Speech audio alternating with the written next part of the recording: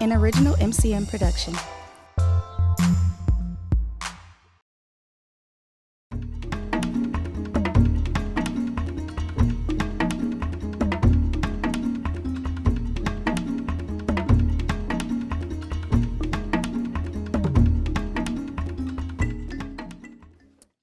We are ready to proceed with our forum, and I present to you Brother Wallace. Wait. Hey, there he is. All right, it's all yours, brother. Good morning, everybody. All right, okay. As you know, there are two sides of Foxconn. Some may know it, some may not. There are a couple of brochures that are on the side over there. One says Foxconn on the front of it. It says that, which gives you one point of view. And there's another one over there that's that one. It gives you a different point of view. So you can take both of those, read them, and make a decision in terms of what you want to do as far as going forward is concerned. Foxconn is to build the largest factory in the United States history. That's the way there's some of the stuff that you read and you hear about it. It's not only done just here in the United States, it's being done worldwide. It's one of the biggest companies worldwide. What are they going to do? They're going to build, so we will build a liquid crystal display plant. A liquid crystal display plant is a plant that does what? It makes those designs that go on the front of your computers and that sort of thing. That's what they're going to build. Be built in Wisconsin after a lot of negotiations. It'll be built not necessarily in Milwaukee. And that's part of the problem. And one of the reasons that we're doing this today. The display will probably be built in Racine, Wisconsin. People in Racine and other places know more about what's going on in Foxconn than we do here in Milwaukee, and that's one of the other reasons that we're having this survey that we're having today. It's going to hire anywhere between 3,000 and 13,000 people. In Milwaukee, we are just finding out about Foxconn.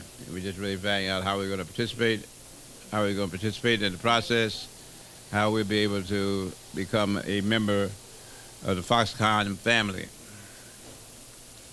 Because if you hear a lot of stuff about Milwaukee, the stuff that you hear all the time, the stuff that we hear continuously, that Milwaukee is number one in terms of companies in Milwaukee that's paying money to the state.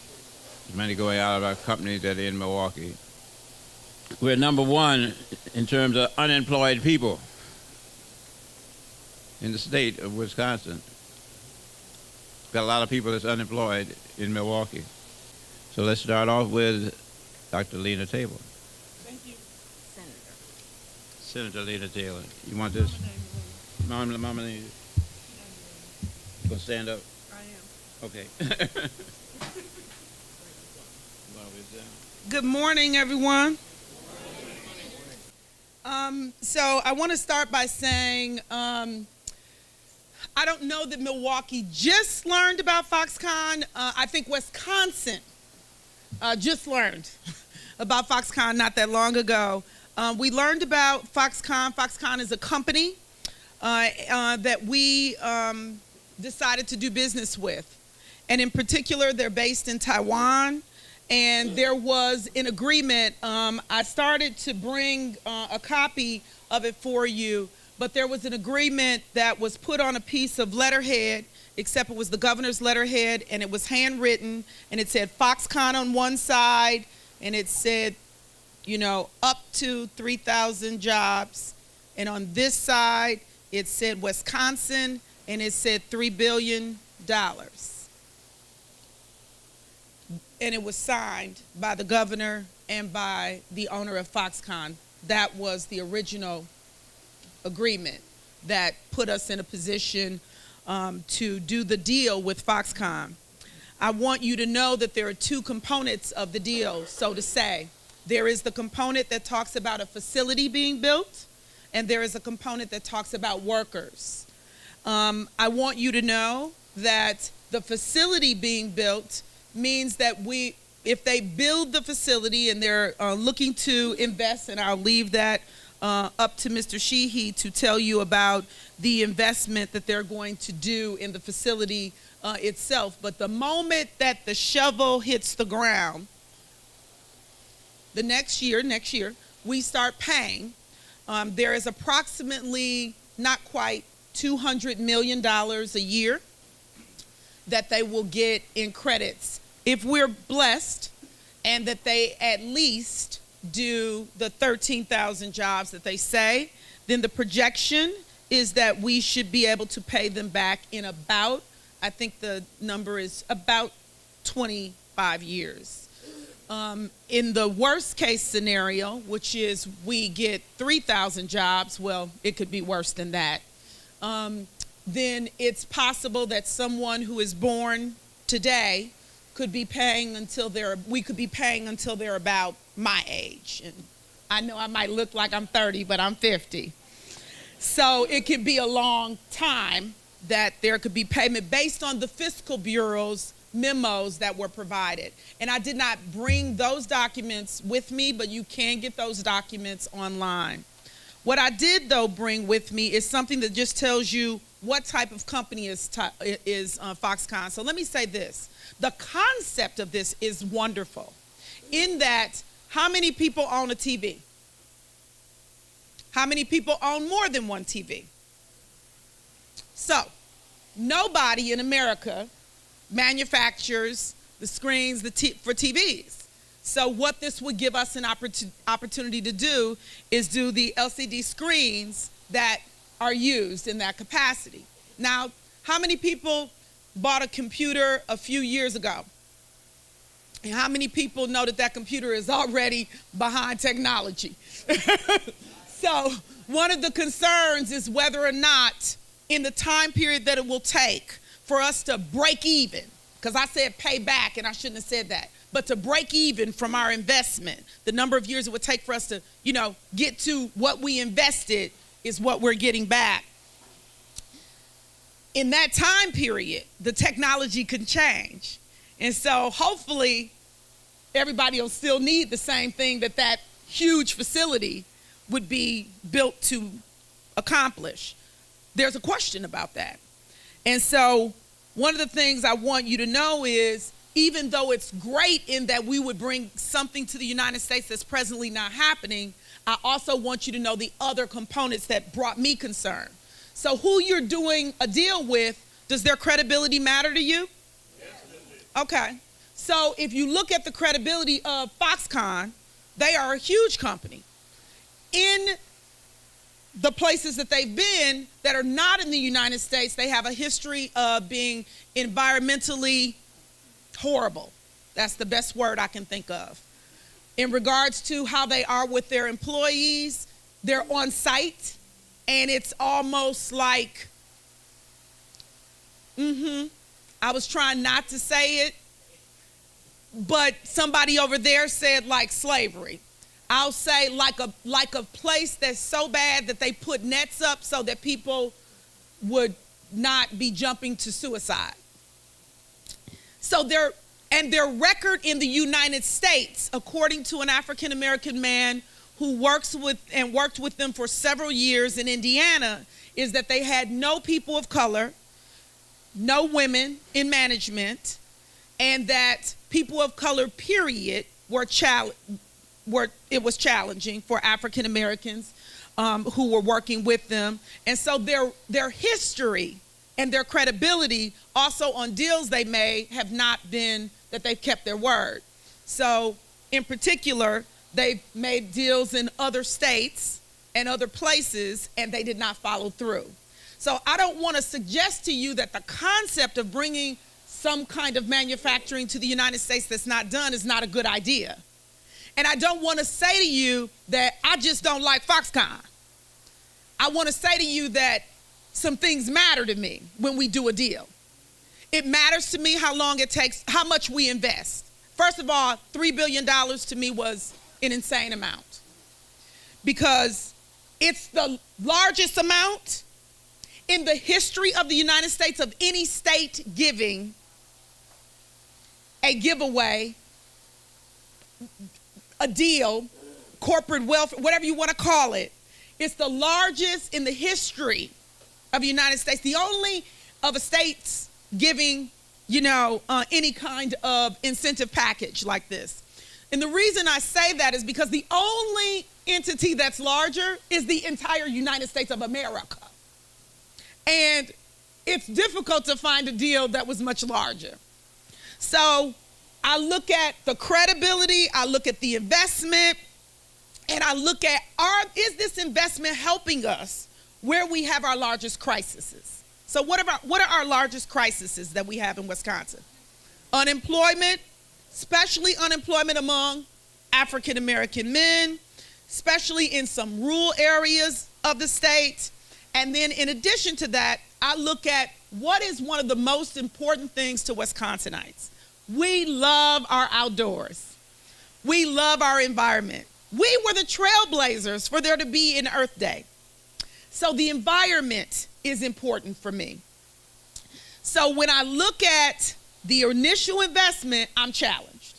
When I look at the credibility of the company and them keeping deals, I'm challenged. When I look at whether or not we are targeting the areas that we have our largest issues, I'm challenged. Why do I say that? Because in Milwaukee, we're not building. We're building in Sturtevant. The guy in Kenosha backed out because he wasn't getting the kind of deal he wanted. He's much better negotiator, evidently, than the governor, in my opinion, but regardless of that. So it's in Sturtevant, but there was no money in the state budget for public transportation. Guess what? No transportation means to get from Racine, Kenosha, or Milwaukee to Sturtevant, to where the site would be. They said, we're going to negotiate that in the deal with the company. So we had to vote on a hope and a prayer.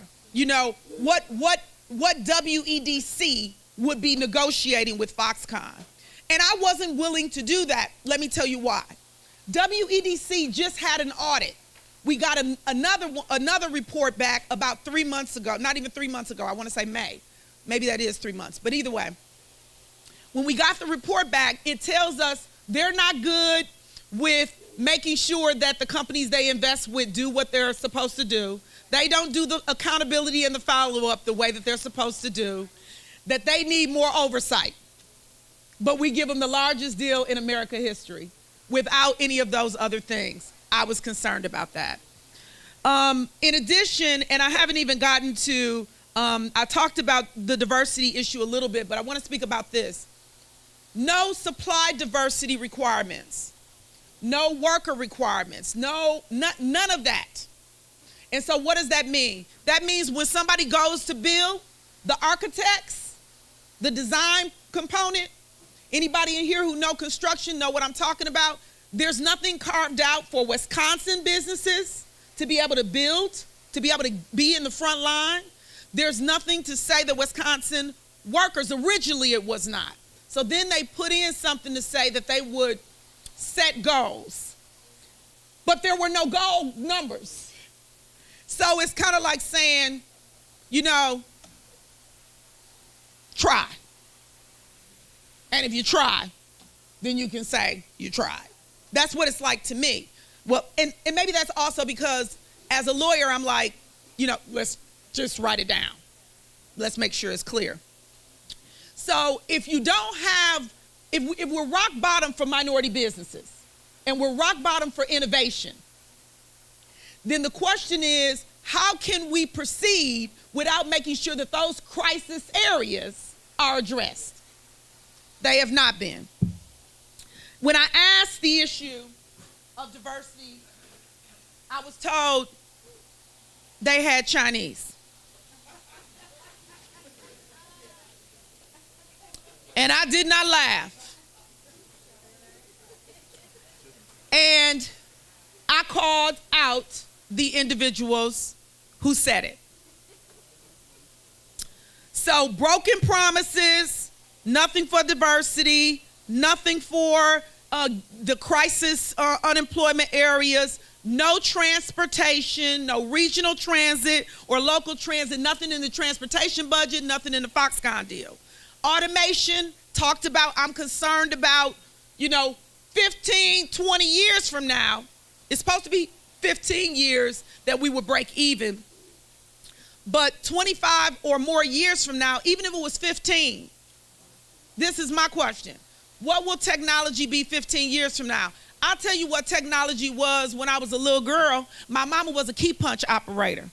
They had to put the little push things. We even had phones where you took the cards and you put them in and it would dial the number by pushing the little things in. Yeah, now we got these things they call cell phones. And I consider myself, not old. But I'm just going to tell you, I'm challenged knowing how to effectively use my own cell phone. And that's a lot of technology in a short period of time. So it's something we should be concerned about because Foxconn is a company that has a lot of automation. So they could build the plant and then just have machines that do it, just for clarity.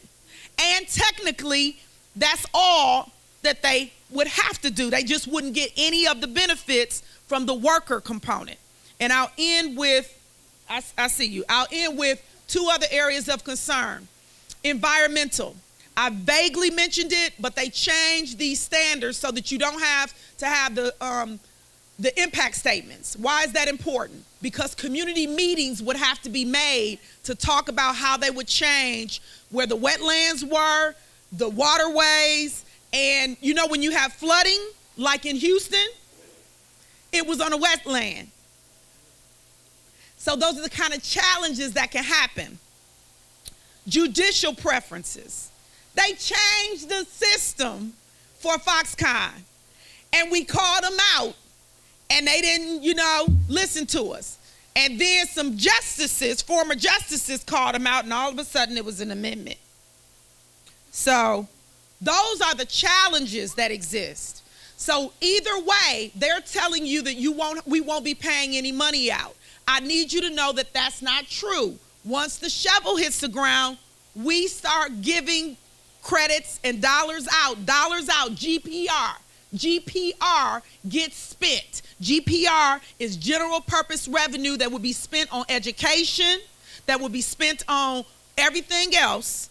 It will be used so that Foxconn can get that credit. If they provide the workers, they get credits on the other end, and I will sit down and say, it's not $50,000 a year. That is the average. What does that mean? Somebody can make 100 and something, somebody can make 24. They average it together, and it's 50. It's not $50,000 for the jobs. And when one of the senators from Milwaukee that was African American met with Foxconn owner and with Governor Walker and them, it's my understanding that people chuckled when the senator asked if the jobs would be jobs and how would we connect people from Milwaukee. They said, oh, not them kind of jobs.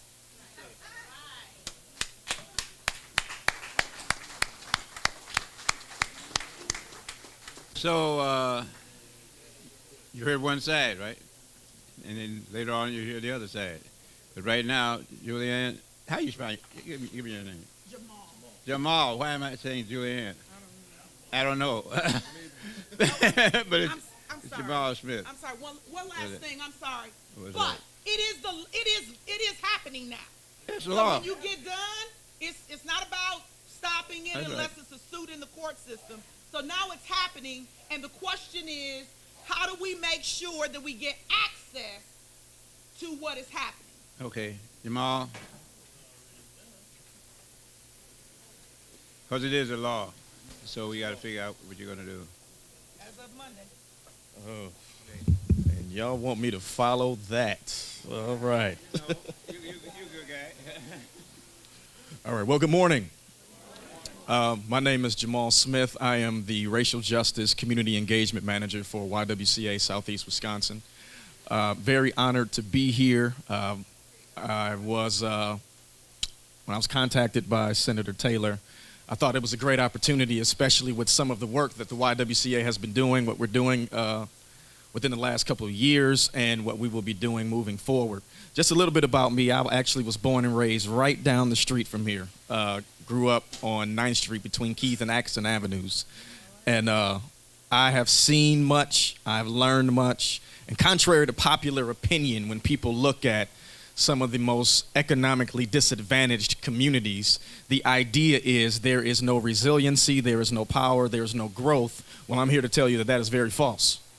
A lot of what I do and a lot of the reason why I do what I do is because of what I learned living right down the street from here. And it inspired me to really get involved and become more of an advocate for my community. And in addition to my time at Alabama State University, I had an opportunity to really learn about some of the social movements and some of the fights that many of our people really endured and some of the challenges they endured. I had a chance to actually walk the Edmund Pettus Bridge, the bridge that connects Selma to Montgomery, and stand there and just say, I owe it to them to do the work that I do because of the work that they did. So when it comes to the work that we do at YWCA, our mission is eliminating racism and empowering women, with the idea of promoting peace, justice, dignity, and freedom. And one way that we're doing that now is we have, last year, under the leadership of Paula Pennebaker, who was our president and CEO, and Martha Berry, who was our racial justice director, we released a community readiness assessment entitled Building Worker Willingness and Employer Readiness. And the purpose behind this report was to discuss the prevalent disconnect between job seekers and employers. What are some of the reasons why we are seeing in a city that is very challenged when it comes to employment or unemployment? And let's just face the facts here. The State of Black America report that was released by the National Urban League released that the Milwaukee, West Allis, Waukesha region for the second year in a row is the worst region in the country for black-white unemployment. And it's the third worst region in the country for Latino white unemployment. Black poverty in this country is over 40%, which is the second, which is ranked number 2 in the country. We talk about income gap, wealth gap, number 1 in the country as far as large metro cities. So we see all of the disparities that are existing. I could go on and on and on about multiple disparities that exist, but the point is we see how a lot of these disparities are affecting our communities, and the question becomes, at what point do you get frustrated with seeing all of these social and economic disparities and say, there's got to be something done? There's got to be something changed. We have to get to the root cause of why these issues are persisting. So with this report, it was done based off of a tool from the Tri-Ethnic Center of Prevention Research in Colorado State University. And as I said, the purpose was to find out why are we dealing with such issues, to see that a lot of black men and a lot of black women, because let's not leave out the fact that unemployment is very high for black women as well. It's not just black men. But why are we seeing such a growing and critical issue that is very effective, negatively affecting our communities? And on this tool, on this assessment tool, once they do the interviews, we interviewed 47 employers from 5 different sectors. So manufacturing, construction, healthcare, financial services, and hospitality. And on this tool, through the assessment, with 0 being no impact or no accountability, not connected at all, to 9 being community high impact, the employers ranked at a level 3, which is a vague awareness, which suggests that employers are aware of efforts that are happening. They are aware of job trainings. They are aware of some of the programs that are in the communities that are trying to get people job ready, quote unquote. And I put job ready around because the requirements tend to change, and it's pretty subjective. But to get people job ready, however, they lack motivation in really getting involved in the work because they don't see any changes happening. Now, you got to ask yourself, how is it possible in a city that has all the social economic disparities I just listed for there to be companies in this city that are not motivated to change that aspect? Well, I'll tell you one thing is, it's a narrative that exists. There's a narrative that exists. When I heard, I'm not going to say the actual representative, state representative, but when I heard someone call out and say that we have an inner city poverty issue, to me, that's directly targeted at a particular body of people. You didn't say we have a poverty issue in the state. You said we have an inner city poverty issue. Now, Senator Taylor just laid out not only is poverty a concern in the city of Milwaukee, but it's a concern across the state.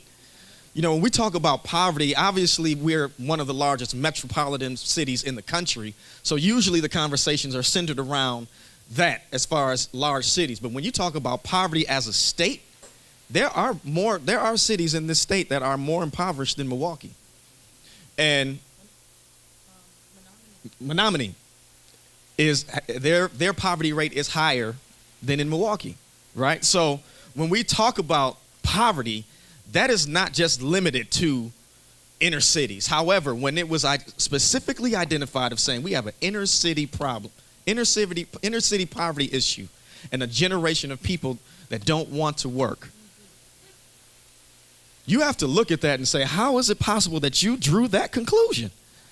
United Way is working on this project right now. It's called the ALICE Project. And the ALICE is an acronym that stands for Asset Limited, Income Constrained, Employed, right? So the conversation is not just unemployment, it's underemployment, which we don't talk about enough as we should. So underemployment suggests that there are many people who are working 2, 3, 4 jobs and still living well below the poverty line. Or those who are living just above the poverty line are still living below the basic cost of living. So you've got 42% of Wisconsinites who are living within this ALICE category that are just one paycheck away from being well below the poverty line, right? One major catastrophe away. But that's Wisconsin. Milwaukee County, you have 54% of the residents that are living in the ALICE category. And in the city of Milwaukee, you have 63% that are living in that ALICE category. So you have so many people within the city of Milwaukee that are working, but their assets are limited. Their income is limited, obviously, because we know about how stagnant wages exist in the city and across the state. But the last part of that is what people aren't catching is that they are employed. So it's not that people don't want to work or they aren't working. They're not getting paid enough for them to do for the work that they're doing. So the underemployment aspect needs to be exacerbated on the same level as the unemployment aspect. So when we talk about within our CRA, as I said, we interviewed 47 employers. And the purpose of that is to figure out what's our next steps, right? Because here's this report. This is a data-driven report. This is not something where we just assumed or guesstimated or just came to a hypothesis. There is evidence that suggests we have this prevalent issue within our city as far as access. I went to a panel discussion for Foxconn. It was being facilitated by the Business Journal. And we were talking, one of the topics that came up was obviously transportation. We know how transportation is a major issue when it comes to access to jobs, right? Because there's been some reports that I've read that talks about with some of the jobs being on the outskirts of Milwaukee, and the residents don't necessarily want to see people from Milwaukee there. Let's talk, and we're going to talk about this. Let's talk about it. There's no reason to jump around. There's no reason to jump around and start, acting as if this doesn't exist. There was a resident in New Berlin during the high-speed rail conversation when they were talking about access for Madison to Milwaukee, whatever that project was, and there was a resident there who was a community leader, and he was in order to really get residents not to support the high-speed rail, he was telling residents not only are your properties and your jobs going to be in jeopardy, but so are your children. So you don't necessarily want those people to come to New Berlin where the jobs are. So if that's a report, if that's what you're telling residents, that's the aspect also that we're going to have conversations. Don't leave that out. Don't leave out the fact of how we see people who don't want, who are not interested in seeing those inner city people with that poverty issue coming out to their communities.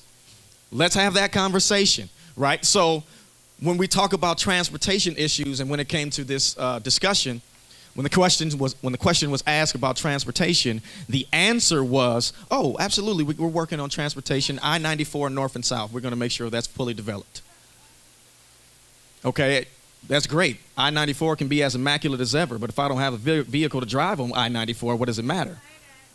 Or if I don't have bus access to drive on I-94, what does it matter?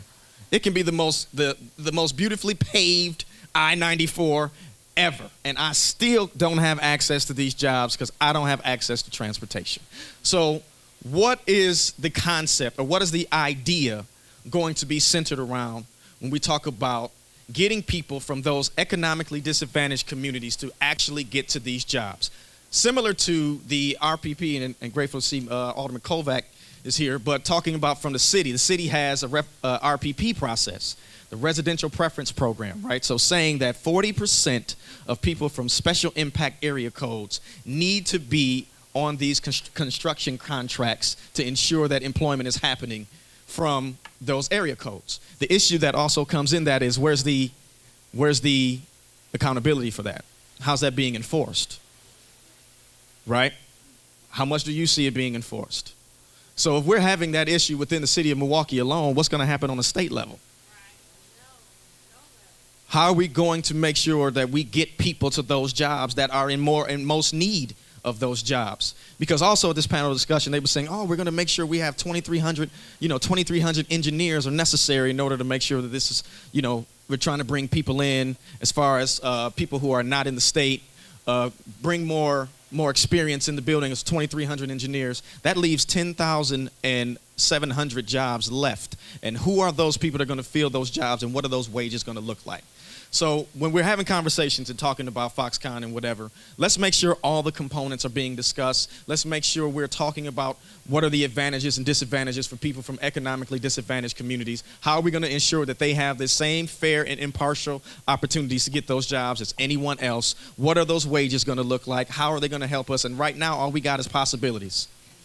What is the training going to look like? Because regardless of what we do at job training programs like YWCA, the fact of the matter is you're still going to have to train people who come into that building to assimilate to the culture of your building, to the expectations of the building, in addition to what that job is. So what's that training going to look like? How much are you willing to invest? Because two problems that we see, and I know here I'm coming, Mr. Wallace.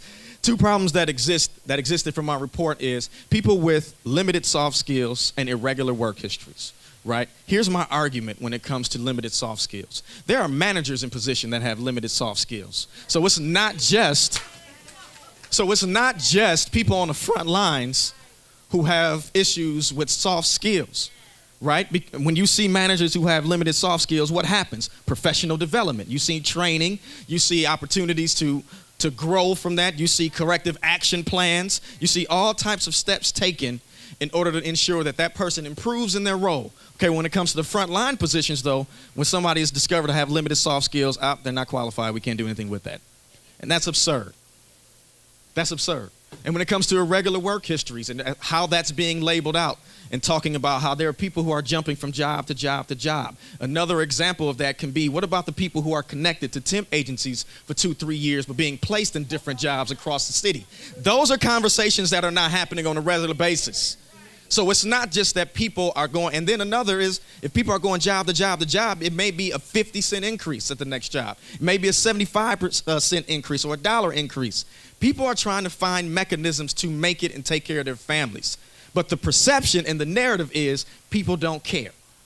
So one aspect of this conversation needs to be, we have got to change the narrative of what people are saying when it comes to the city of Milwaukee and its residents here. And if we're not going to really hold those types of legit, in-depth conversations that discuss all of the components of employment in this state, then we're going to keep circling our wheels. Thank you.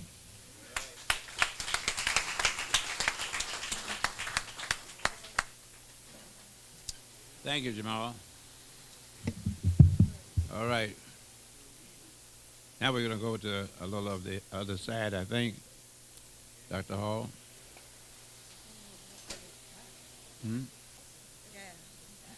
So I'm not coming up here representing a side, okay, in terms of, and I just want to put this in context that the discussion today is about information. And it's also about each of us representing different, I'm sorry, Dr. Eve Hall. I'm the president and CEO of the Milwaukee Urban League. And what I was saying initially is that today's discussion is not about a fight, it's not about sides. It's about information. And it is about individuals on this panel, each of us representing different aspects of this community, each of us working in different ways to make this city and state a better place. So I just again want to put it that way because that's what we're here to do. Let me tell you who I am for a moment. I am the daughter of a mother who spent over 30 to 40 years as a reading teacher at what was once called Henry L. Palmer on First and Brown. It's now George Washington Carver. She is 86 years old, and twice a week she still goes there as a volunteer tutoring children. I am the daughter of a father who is now deceased, who grew up in Lake City, Florida, who attended Florida A&M University and HBCU, Gerard, who graduated as a chemistry major, went on to the military, and he was recommended for him to come to Milwaukee where there were opportunities. He was a lab technician and a chemist, and he experienced the ups and downs of being an African-American male educated in the STEM area, but his last days was as a lab technician at Milw Brewing Company. I am the granddaughter of a man who was my grandfather, born in 1898 in Newton, Mississippi, who came up during the migration to live in Albion, Michigan, where a park is named after him right now called McIntosh Park. Why? Because he was the first black to serve on the county board. He was one of the first blacks to be a councilman in Albion, and because of his work and courage, the schools became more integrated in Albion when he decided to keep my mother and her brother home from school because he was tired of watching his children having to go across, and it was a small town, but having to go across town because the school several blocks down the street had reached their limit of the number of black students they would let in that school. And he was working, and the town fathers came to his job, tried to get him fired, but because of the respect they had for my grandfather, they basically told these town fathers that that was their problem, and he would keep his job. And guess what? My mother went to the school down the street. And my grandfather and my grandmother, who was always at his side, kept going to school board meeting after school board meeting, stood their ground at a time that we did not have a lot of protection, and made the change. So my grandmother, while she took care of my mother and her siblings, never really worked a full-time job, but was active in the community. She was an Avon lady. So that's how she had her extra money to do things as a mother. Why do I give you that context? I give you that context because throughout my career, while I always acknowledge the negatives, the deficits, the challenges, I'm always trying to figure out the glass being half full, looking at what do we have and how can we build from there. We know the unemployment rate is terrible. We know the underemployment rate is terrible. But if we're saying 50% of our men aren't employed, can we say 50% are employed, and how do we get to those next levels? Just a different way of thinking. But I say that because the people in my family that I watched were always looking for a way to make things happen. If they weren't at the table, somehow they were getting us at the table to make that change. Milwaukee Urban League, founded in 1919 here in Milwaukee, be 100 years old in about a year and a half. The National Urban League, founded in 1910 in New York, was founded to support the 5 to 8 million black families and individuals migrating from the South to the North for a better way of life. The Urban League served as the resource hubs and centers to welcome our people into the various cities around this country, to make sure they had access and opportunities to employment. And if they didn't have the skills, we helped them get the skills. We helped them with certification. We connected them. We connected in the city. We helped in housing. We helped in health issues. We helped to support businessmen who were starting businesses. And as you know, we couldn't go everywhere in this city, so urban leagues across the country became places for social and civic engagement. So if it wasn't for the urban leagues, the stabilizations of our African American communities would not have occurred. I want you to understand how key the urban leagues are across this country. Because the NAACPs, they were our sisters, they were our brothers. We were both together when you think about legacy organizations. And they were focusing on those policies that we were working against for employment, for housing, while as the Urban League, we were trying to make sure we found spaces for our people.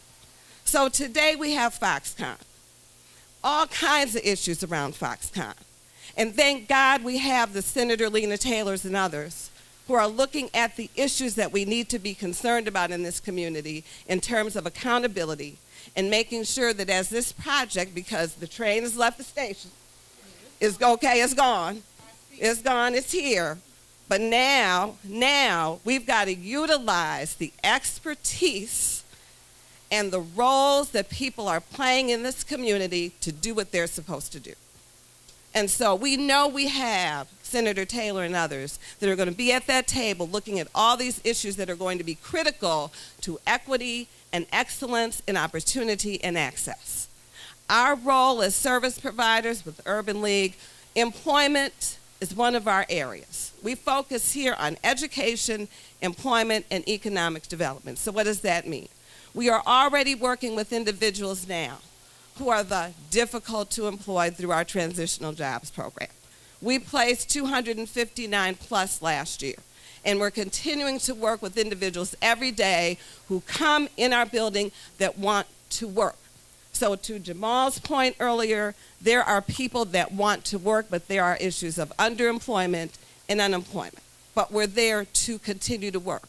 What does that mean for Foxconn? It means that we as an urban league have to be at the tables of discussion around the categories of jobs that are going to be available. And how are we identifying those people in this community to make sure they're in line and prepared to take advantage. It means we have to be at the table to find out where is the training going to occur? Where are the certifications going to occur? And making sure that we're a part of that and connecting people in our community to those opportunities. That's what that means. On Monday, there's already a meeting at UW Parkside. Our workforce development manager will be at the table. There are technical colleges coming together to speak about training. We'll be at the table. That's our role that we will be playing around the advocacy and the entire pipeline. Transportation is an issue. I was on the panel for the Milwaukee Business Journal, and I talked about transportation as well, because it is an issue. And we know in this community, we've been fighting back and forth in just transportation within our own area, between counties. We can't stop, though. We've got to keep pushing on that transportation issue. But we also want to look at, are there some entrepreneurship opportunities out here for transportation? Okay, let's not always just wait for other people. While we're still in the discussion, how about looking at able access? They're already doing transportation. Is there a way for them to be a part of this? I don't know. But again, I'm always trying to think, what are the possibilities as we're dealing against issues that have occurred for decades? The issues really don't change, they just get older. But if we're in our roles of responsibility, then we have to take them very, very seriously. The contracts, that was brought up as well. Again, the importance of having people like Senator Taylor and others at the table who identified, what about supplier diversity? Where is that? But she made sure that happened. So then what does that mean for the Urban League and others? We must follow up, make sure we're at the table, make sure we're working with our entrepreneurs so that they're prepared, making sure that we know where are the access points, where are the opportunities. Because, again, the train has left the station. So it's about positioning and making sure that we're ready, as the OJs would say, to get on board. There is an Urban League in Racine, Kenosha. And we have been in conversation with the National Urban League about just partnering with them. And they are looking also at their community, looking for access and advocacy, because we're not just in Milwaukee, but we're in those areas too. So that's another opportunity when we look even at the southeast corridor. How are we working together across community, again, in the roles that we're playing, to make sure we're at the table, to make sure we're providing the training, to make sure we're providing the support, and that, again, we are utilizing the expertise that is in our community, the legislative positions. This woman is on joint finance, and others are in key positions, even in this city, the people that are over our various committees. I would say let's come together, make it happen, because we don't have time to be, we could be upset, but let's spend 5% on that and 95% on how we're going to be there and make it happen for our community. Thank you.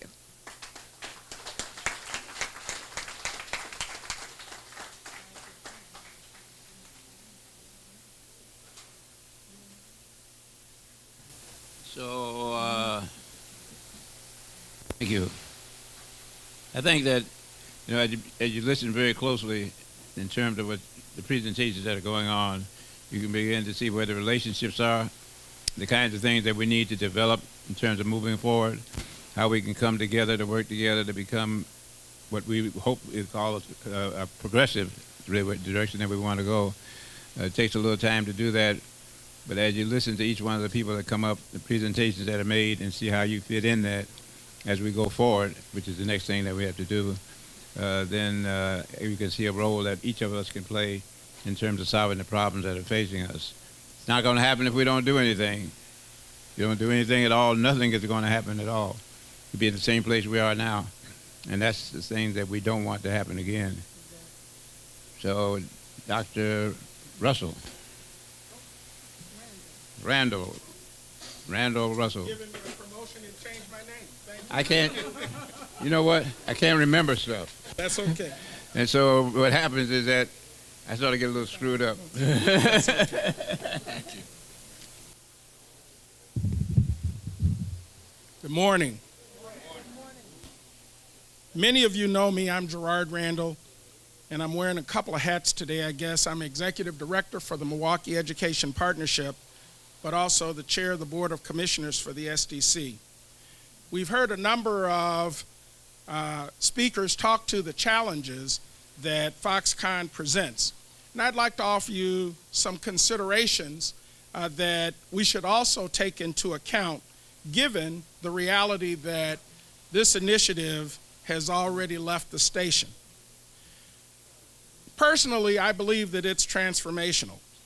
One, it's going to transform the demographics of the region. If you look at the I-94, 43, and I-90 corridor, stretching from the lake going all the way back over to the western end of the state, going down into northern Illinois, and all the way back up to Minnesota, along those lines, there are going to be demographic changes, and certainly there are going to be changes to the economy in that region. For example, if you look at what happened when the University of Wisconsin began the process of investing in stem cell research, one of the things that they did, they put a significant investment into building the labs, building the facilities, preparing the graduate students that would be necessary to work on that project, and it really did transform that university and put it in a leading position around stem cell research. There's going to be a significant change in the workforce mix. What we're looking at in reality is not a facility and it's a 20 million square foot facility. Whether it's separate buildings or one building, you're looking at a facility that's the size of the community of Shorewood. That's how we need to look at it. It will take up most of Racine County in terms of the space available for business. 11 football fields, 5 times the size of the Pentagon. I don't think we've ever seen anything like that in Wisconsin in terms of one singular facility, and there's some things that have to be considered in that. It will change the infrastructure of this community, whether it's around transportation or the environment. And so I think we have to look at that. And it's also going to change the kindergarten through grade 16 educational infrastructure in this state as well, particularly in those communities of Racine, Kenosha, Beloit, going all the way back over to Janesville and up into Milwaukee. There's been a lot of conversation about the facility as a manufacturing facility. The truth of it is, it's a research and development facility. The number of folk who will be coming and participating in Foxconn the mix will be about 1/3 engineers. Another 1/3 will be people who will have to have at least 2 years of college and a lot of work experience. And then the remaining 1/3, frankly, will be people who will be involved in facilities maintenance, transportation, logistics, warehousing. So those kinds of jobs are the kinds of jobs that, frankly, are going to suck away from the existing businesses in the state a lot of the talent that's already been prepared or a lot of the talent that's in the pipeline currently.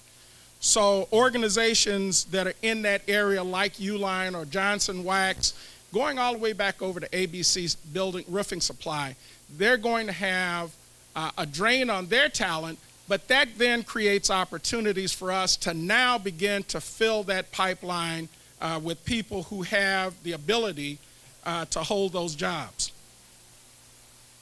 When we talk research and development, particularly around the number of engineers. So these engineers that will be coming, when you begin to look at Milwaukee in particular, we have the 4th highest concentration of engineers in the country. 4th highest concentration. We compete with the Quad in North Carolina, with Seattle, with the Tech Valley in California. Here's the opportunity. Historically black colleges and universities, there are 5 of them that produce over 60% of the black engineers in this country. Morgan State, Hampton, North Carolina A&T, Tuskegee, and Howard University. Those are the 5 that are producing 60% of the black engineers in this country. Many of them have graduates here in Wisconsin, certainly in Milwaukee already. And we need to create a pipeline from those institutions to here to fill those jobs, whether it's 900 or 3,000 engineers that will be needed. It will certainly be a challenge for us that already have the 5 existing engineering schools here in the state. It'll be a challenge for them to fill those slots that are going to be available just around engineering talent. So we have to begin to think differently about where we're going to get that talent from. Let's talk about the other issues around this with construction and facilities maintenance. And I'd mentioned it's 20 million square feet in the size of that. Not only should we be at the forefront of looking at supplier diversity with construction, but around ongoing maintenance and beginning to put people into those positions so that they're prepared to maintain a facility of that size, which again, there's nothing like it currently in the state. There's hardly anything like it in the country. So when you begin to talk about that kind of campus, that type of singular facility, it's going to require a lot of people who are capable of maintaining that size of an operation. Housing.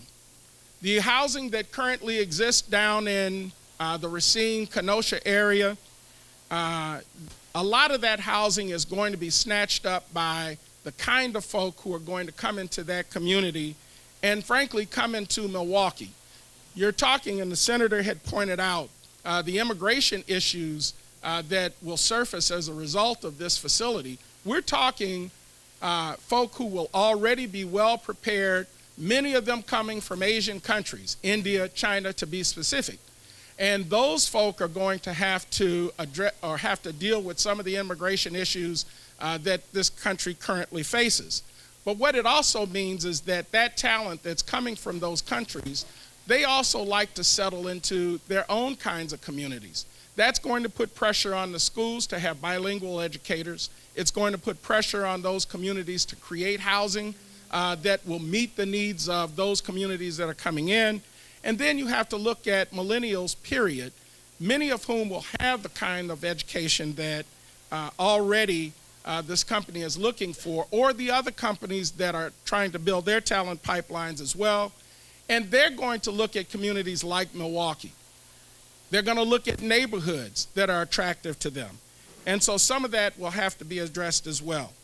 So overall, when we're beginning to look at some of the housing needs that will occur down in that area alone, we should begin to take a look at what kinds of organizations do we have that can begin to build the kind of housing that will be necessary. There will be a need for a lot of senior housing because seniors are going to either look at the marketplace and say, I'm going to sell my home, or they're going to be looking at some type of housing that will meet their needs if they want to continue to live in that community. So these are some of the areas where if you're really looking at those who fall into the low and medium income areas, we can't forget the specifics of those demographics that have to be addressed. Around transportation, we already have Amtrak running to Sturtevant. It costs about $11 each way. One of the things that we ought to be looking at is how do we get federal subsidy to cut the cost of the round trip experience for those who are looking to go down and work, and then add more trains. If they can do it for the Cubs Brewers series, they can add more trains to encourage people who want to work down in that area to be able to get there and back at a reasonable cost. One of the things that I'm hoping that we can also do, when we begin to look at readiness and access, it takes leadership.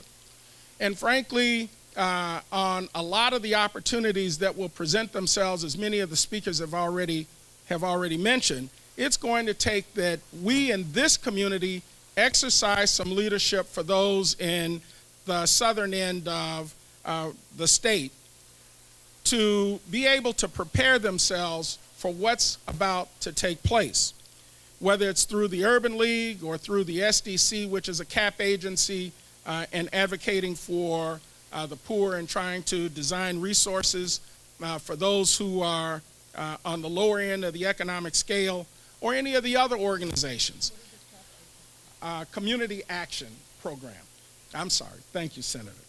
And those are the agencies like the SDC that receive the federal funding to support those who are in poverty and help them move out of poverty. And there are 11 CAP agencies in the state. It's imperative for us to exercise that kind of leadership so that those organizations that really haven't had to deal much with these kinds of issues have some kind of place where they can go to and get some of the expertise that will be necessary in order to handle a project on this scale. And it is a large-scale initiative. So I guess the bottom line for me is that there are a number of considerations that we have to take into account. We have to think differently about what this project is. It is not a manufacturing facility as much as it's a research and development facility that is going to produce a lot of the newer kinds of technologies that go into the next 20 years. That's why they have the concentration of engineers. It will be a facility that will require specific kinds of trainings. We need to have those organizations that are in this community help prepare those who will need to access those jobs, whether they're at Foxconn or any of the other organizations that currently have need for talented workers. We need to really take into account that there are economic opportunities for small businesses, medium-sized businesses to piggyback on this, whether it's with Foxconn or any of the others that are looking to move into the region as a result of Foxconn. Exercise some leadership there, whether it's through our chambers of commerce, and particularly the African American Chamber of Commerce. We need to begin to think differently about transportation, that it is now a regional consideration and not just a local consideration. And so whatever vehicles need to be in place, whether we change the model that we have for governance around transportation or change the funding mix, we have to begin to do that now. So overall, I would encourage us to begin to move forward with a lot of haste in ensuring that we don't just have a place at the table, but we're driving the conversation. And that we're driving the conversation that will benefit the people that many of you in this room represent or serve. Thank you.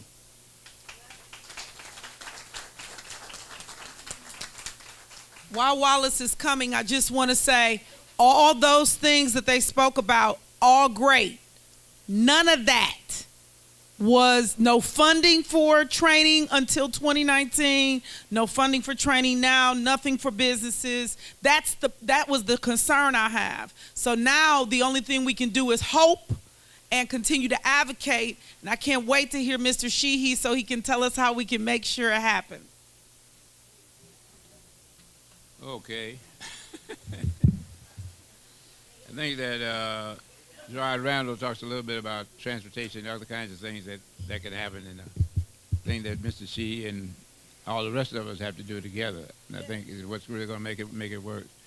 And I think you can't forget that was it James Butler?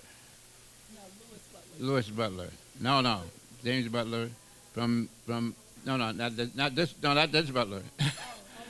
I'm thinking about the minister from South Carolina that put together that whole issue down there. And when I heard him speak about 3 or 4 weeks ago, the thing he talked about, he said, I'm the biggest conservative you ever want to meet. He talked about himself as a conservative, as a liberal, as everything, because he brought everybody into the house in order to be able to overcome that issue. Huh? Tim Scott? No. Reverend Barber was down there. Reverend Barber from North Carolina, yeah. But that was the greatest thing. Yeah, he brought everybody together in order to be able to accomplish his goal. That's stuff that we haven't done here in Milwaukee. We have not gotten everybody together in order to accomplish the goals that we want to achieve. And that's something that we have to think about. Something else that, as we have not included everyone in our process in order to achieve what we want to get. So with that, let's go to Louis Butler. Who was I think I got that right.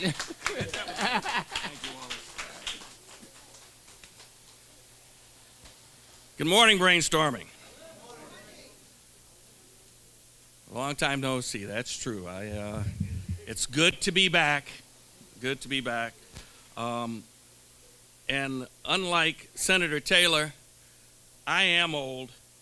I don't know how to work my cell phone. That's what grandkids are for.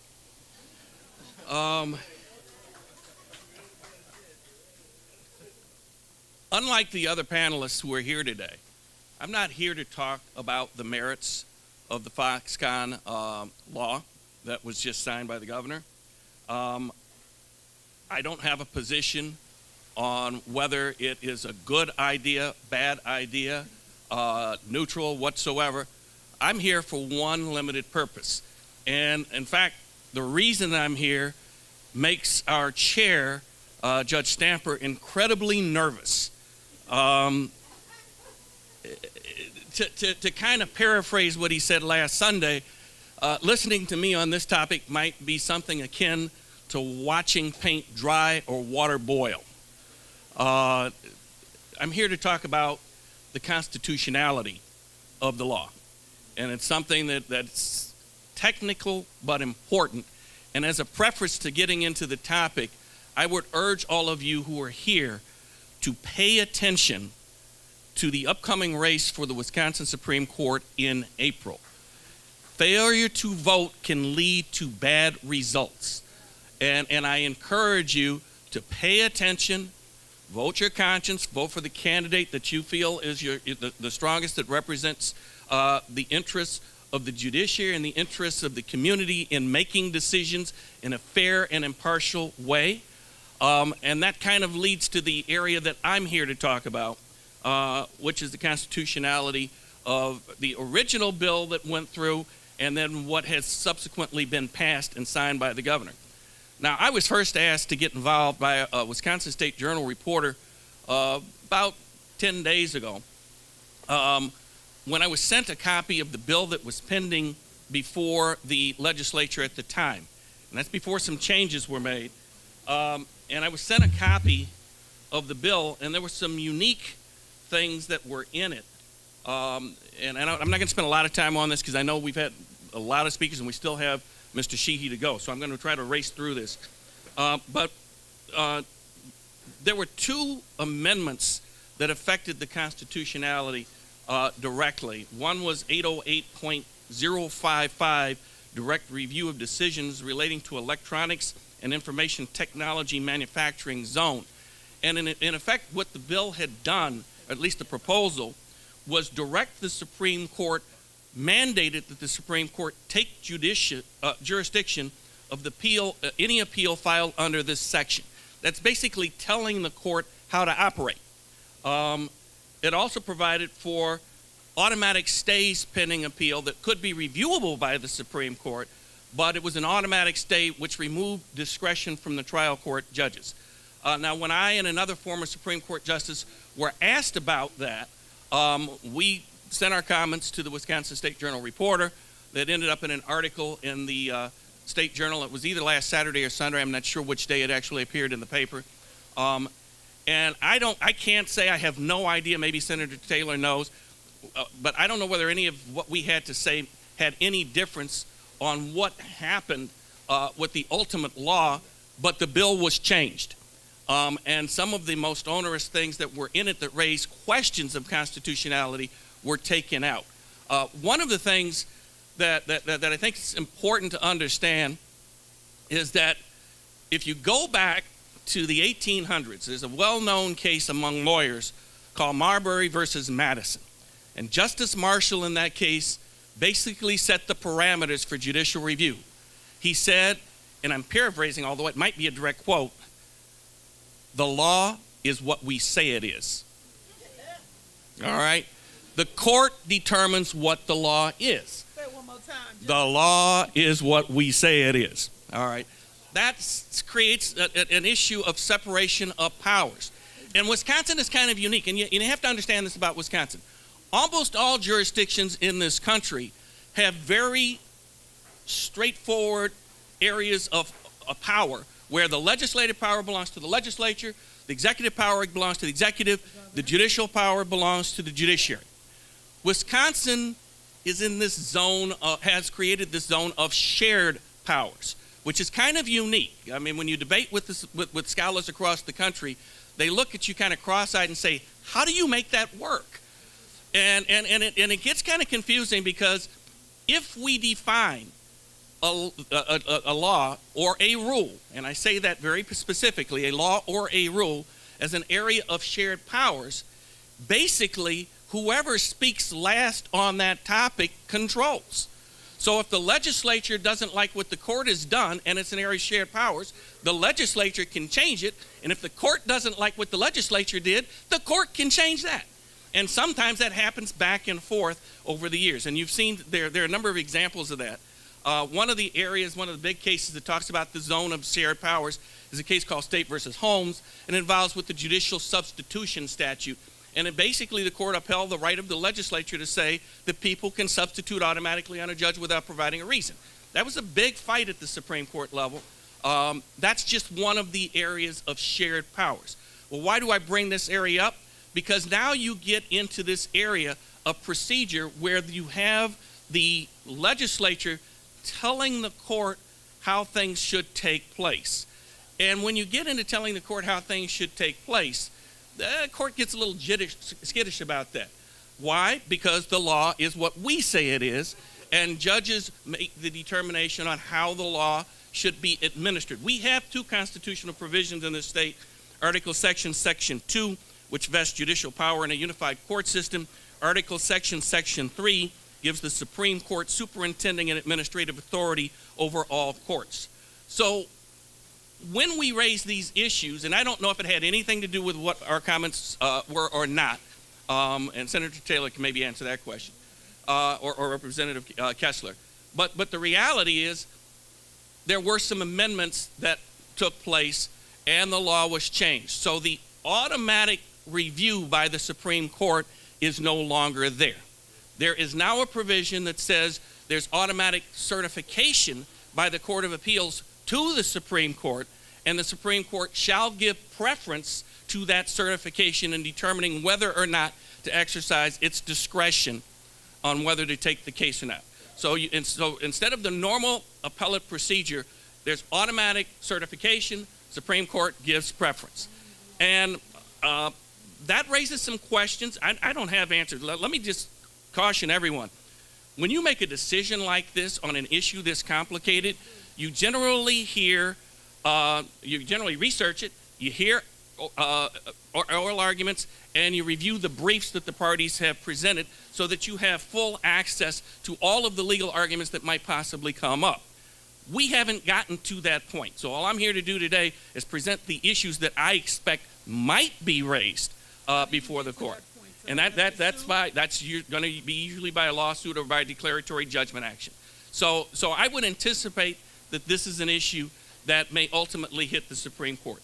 The other issue that might ultimately hit the Supreme Court in this area is the area of stay pending appeals, because the automatic stay provision remains. That basically takes away the discretion of a circuit court judge to determine whether to grant a stay pending appeal, but it does vest that authority back with the appellate court.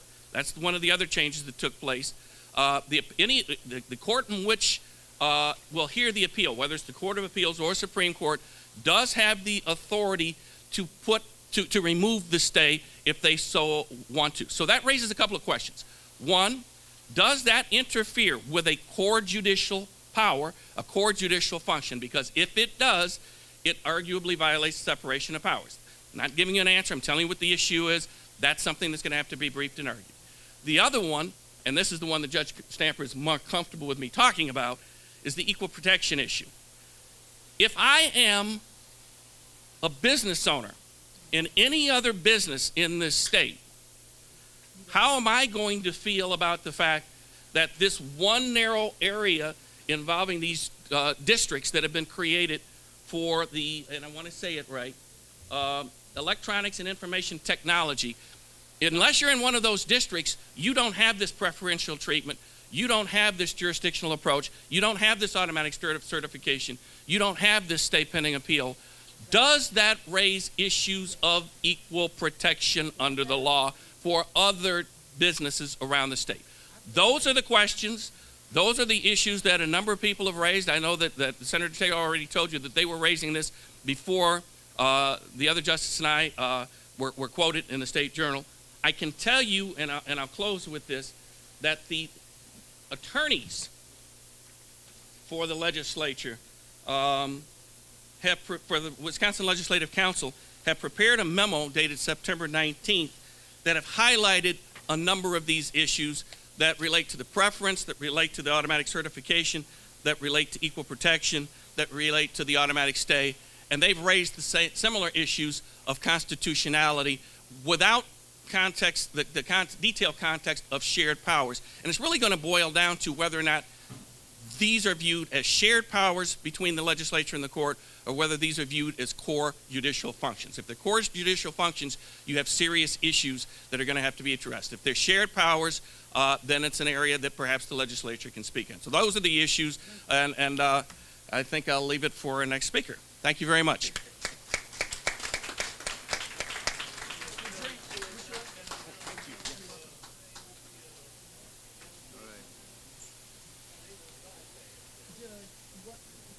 Well, thank you, Judge.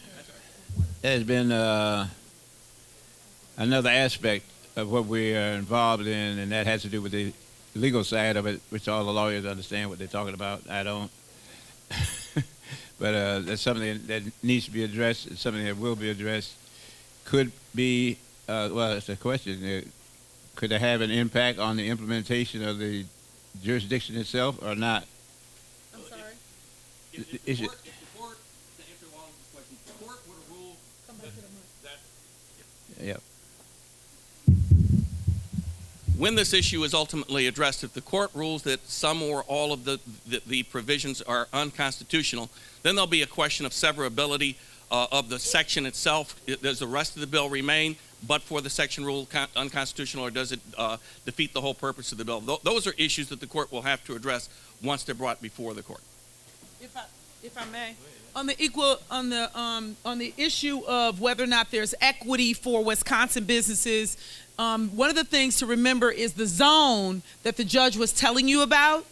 The zone is where the facility is, but because of the way that it is drafted, if there are other entities that are connected to it in other parts of the state, we have brought up that the zone could end up being the whole state. And so one of the problems is technology companies that would be within the zone would be able to be treated differently. And so they say, well, we're not going to do the whole state. But they amended the bill to address the other things we brought up, but did not amend it to say it could not be the whole state. So these are important issues or concerns of what can happen, and those also exist for the environmental issues that I brought up, so that they don't have to go through the same permitting process, so that X's out the community input when you don't have to do those impact statements. So those are huge challenges that would directly have an effect on Wisconsin businesses. And somebody needs to say something. Yeah, okay. So the answer is maybe. It depends. It depends on whether or not includes or not included in it. Yeah. First, somebody got to sue. All right. Well, that's going to happen. Somebody's going to sue. Jim Sheehy, he's the president of the Milwaukee African American Chamber of Commerce.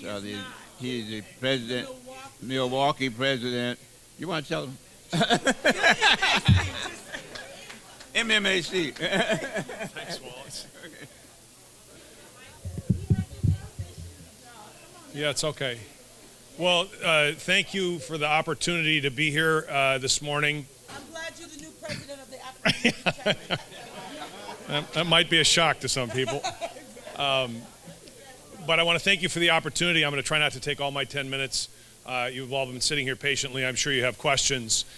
Just a quick follow-up to the judge's comment. I just want to make it clear that that provision in the statute was not requested by Foxconn, and we did not request it, okay? So I don't know how it got in there, but I don't want anybody to think that Foxconn asked for that change. Okay, I'm going to get there in just a second. I'm just trying to answer the question, okay? So my day job is I work for the Metropolitan Milwaukee Association of Commerce. I'm the president of that organization. Our members employ 300,000 people here in southeastern Wisconsin. Part of our responsibility and part of our role is to try to attract new jobs to this community. So Foxconn is a company that we've been pursuing since January when they announced in the Wall Street Journal that they were looking to make an investment in the United States somewhere. And so we got engaged up front to try to recruit them to Wisconsin and to southeastern Wisconsin in hopes that they would provide family supporting jobs with the investment that we're making. If they're going to make an investment in the United States, I'd rather have it here in our backyard than somewhere else.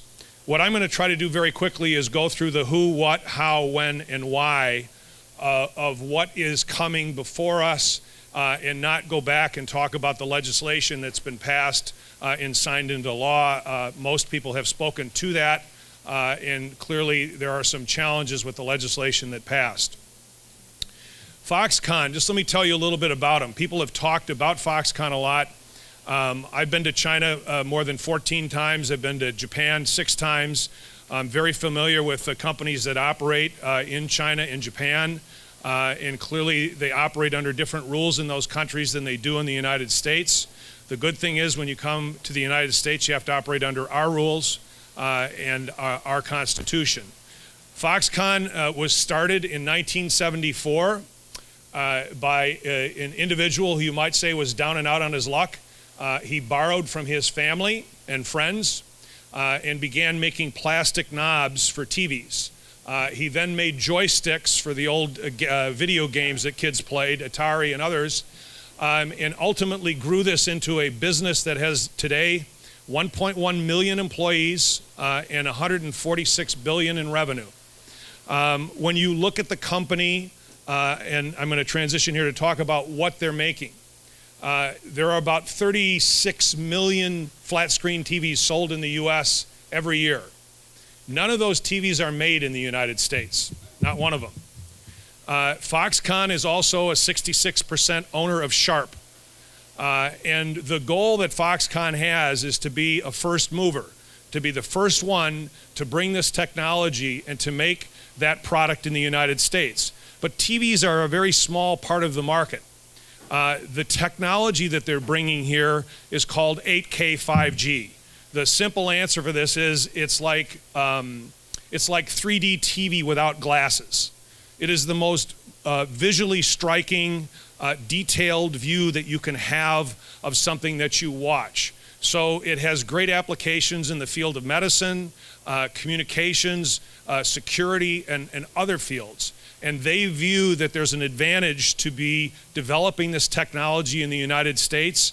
And quite frankly, they can't find the talented workforce that they need to do this in China and other parts of the world. So they view it an advantage to be here in the United States making that kind of product. So how are they going to do this? They're going to construct, as a couple other people mentioned, a 20 million, or they're proposing to construct a 20 million square foot plant. Now, it's not 11 football fields big, it is 11 Lambos big. If you drive south and you look at the Amazon buildings that are there, those Amazon buildings are about 1 million square feet. It's 20 times the size of that. Building this will consume the entire production of U.S. steel for a month. All the steel the U.S. makes for a month would go into building this plant.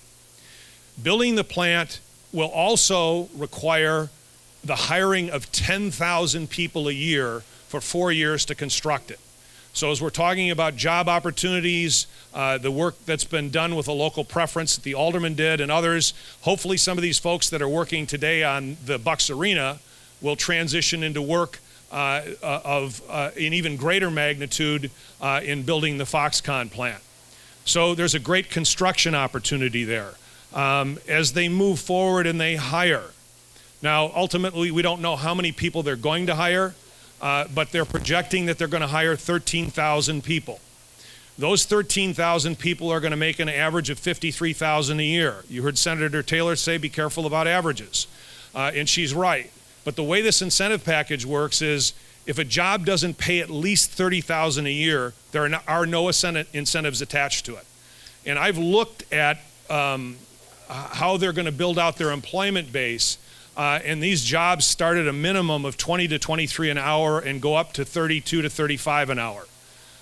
So I don't see anybody in their employment base that is going to be making what you would call a non-family supporting wage.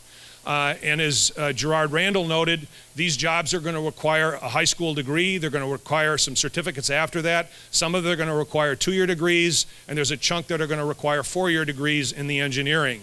But just as Gerard noted, we should be looking at the supply base. They're talking about attracting 150 suppliers here. They're going to need workers. There's a glass plant, the glass that goes into these TVs. Corning Glass is talking about making a $1 billion investment here and creating 400 jobs. So there are opportunities outside of the Foxconn investment that will add up to, if they fully build this out, about 35,000 additional jobs a year. if you think about the payroll, maybe one way to capture this is we're talking about, when they're fully built out, a payroll of $900 million a year. That's the kind of investment that I hope we can benefit from here in Milwaukee and southeastern Wisconsin. When will all this happen? They're projecting that they'll break ground in the spring. It'll take 4 years to construct the facility. I would expect that in addition to the construction jobs that are coming with the building of this massive manufacturing facility, that we will also see before that an investment in the assembly of some of this product as they start to assemble and get some experience with hiring locally and assembling the product that ultimately they hope to build here. So I would hope to see, a couple hundred jobs at least before the spring as they start to build that out. There's also some potential investment in the city of Milwaukee. There just are not going to be enough people. The plant is probably 15 to 20 minutes from here, right here. It's not that far. The community that they're building in or proposing to build in has a total population of 26,000. You're dropping 13,000 new jobs in a community that has 26,000 residents. So they're going to have to draw from quite a ways to get people there. So all the comments on transportation are very appropriate. I think the company is very interested in investing in transportation because they're not going to be able to draw it out of the community where the plant is being built. And then just let me conclude with the why.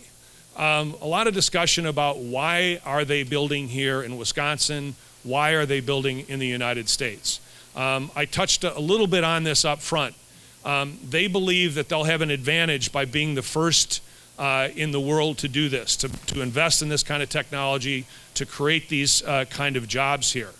There's a lot of discussion and fear of automation. There's been fear of automation since the late 1800s.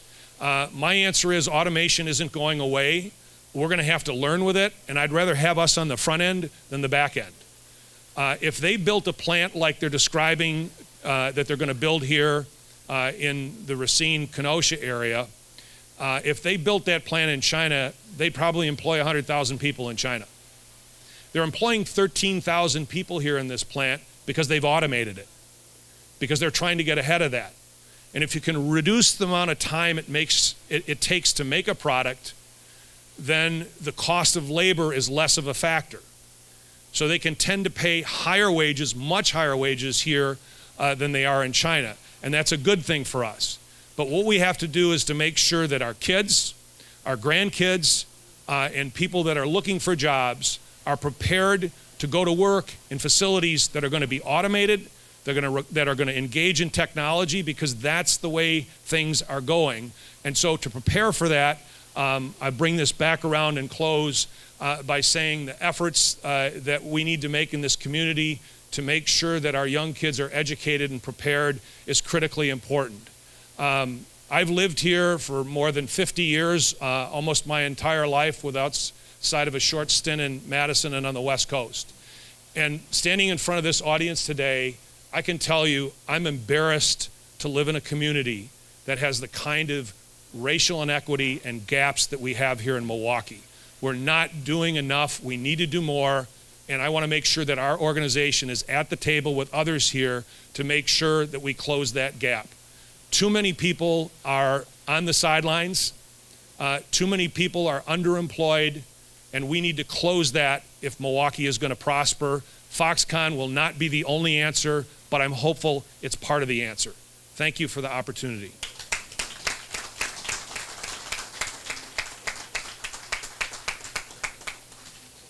While Wallace is coming, I just want to make sure I say two things. The certificate training and the 2-year training, there's no money until 2019 that addresses the training. One company said they need a quarter of that money, Gateway Technical College. So I just want you to know that I hope to see all those things too, but if we don't put the money to invest for people to be trained, it's going to be a challenge. And you can't do the agreements that the city did. You can't be hollering over me. I'm sorry, I didn't mean to. to. I just wanted to say that the agreements that the city did, the state did law to say those can't be done. Okay, all right. Okay, I'm just kidding. All right, we got some questions and answers, and we're going to go to what time?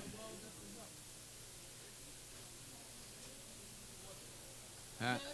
Okay, he's going to tell me. Also, we want everybody here to sign in on the sign-in sheets by the desk either now, before you leave, or whenever. So we'd like to be able to get over it. Go. Okay, we know. Having an accounting and a business background knowledge, I personally believe that this is the biggest ripoff of the century. After looking at the pros and cons, I believe, to me, this is not a very good business decision. While one group goes forward on a positive basis, we must not forget the background to make sure the train is on the right track. The contract may be illegal. I'm glad that Judge Butler brought up, because that's what I had been thinking about all along, because anything that man makes, there's always possibility that can be overturned by another man. Contracts, when it goes against a community, there might be involved possibility of persons who are for this benefiting from this financially, and that might go against the community. And we have to look at the possibility of a conflict of interest that may negate some portions of the contract. And this I had written way in the very beginning. And so I would say that there was a statement stating that all the corporate and entities who are trying to push this, how many of them are going to be benefiting from Foxtrot by having interest, stock, or whatever in it?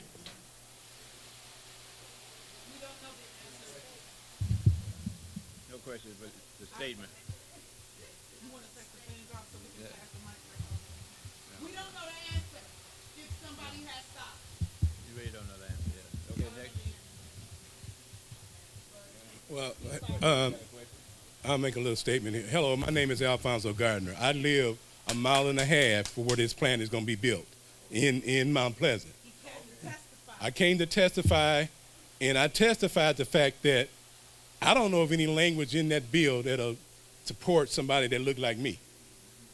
I don't know. I still don't know. The question is, look, I'm going to fight for Mount Pleasant and Racine County because I live there. But I know I got a senator here that's going to fight for y'all. I know Eve's going to fight for y'all. I know Gerard is. But the bottom line is we got to fight together. No matter where we live, Foxconn is coming, y'all. It's here. It's here. We can't do anything about that. No matter where it goes, Supreme Court or not, you know who's in charge, they're going to make it happen.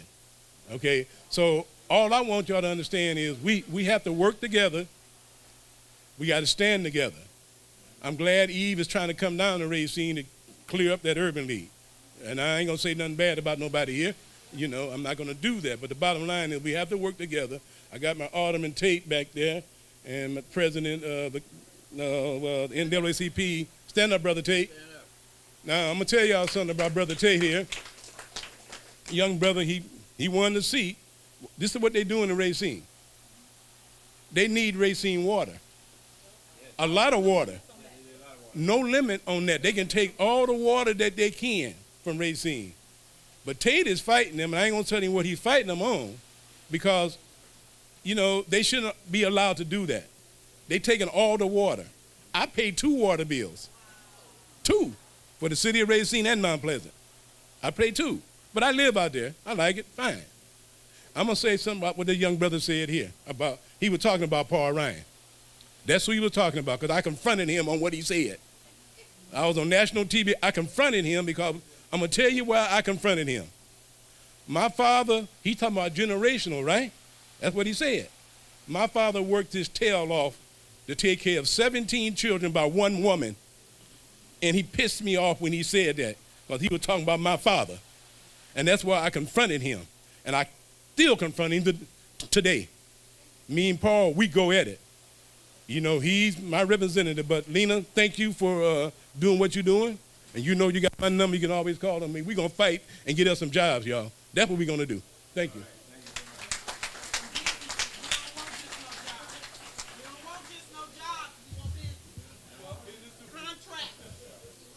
I'm Representative Kessler, and I wanted to say that first I voted against this bill, and I want to explain why I voted. I joined Lena and I joined these others. One of the stories that really scared me was the example of Motorola in building a plant in Harvard, Illinois. The state of Illinois gave them a ton of money, and they said, we're going to employ 23,000 people. They did for 7 years, and they've closed the plant, and it's stayed empty since then.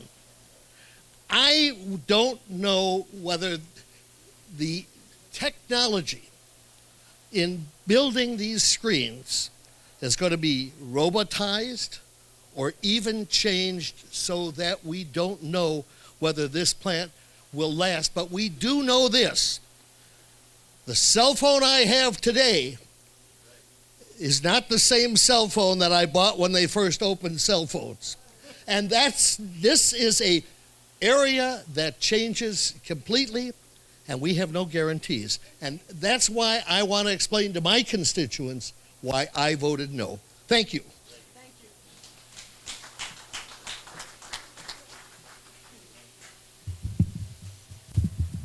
Good morning. My name is Tish Minor. I have a couple of concerns.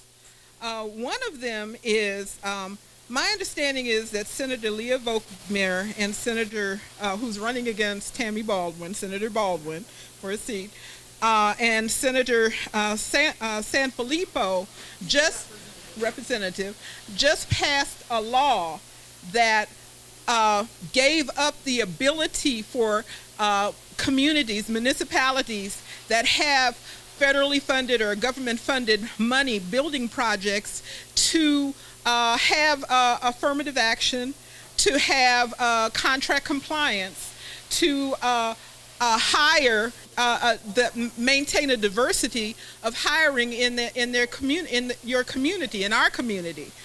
And that's a concern, because one thing about Milwaukee, we've fought very hard to bring attention to ban the box, which means that if you have a felony conviction, you should not be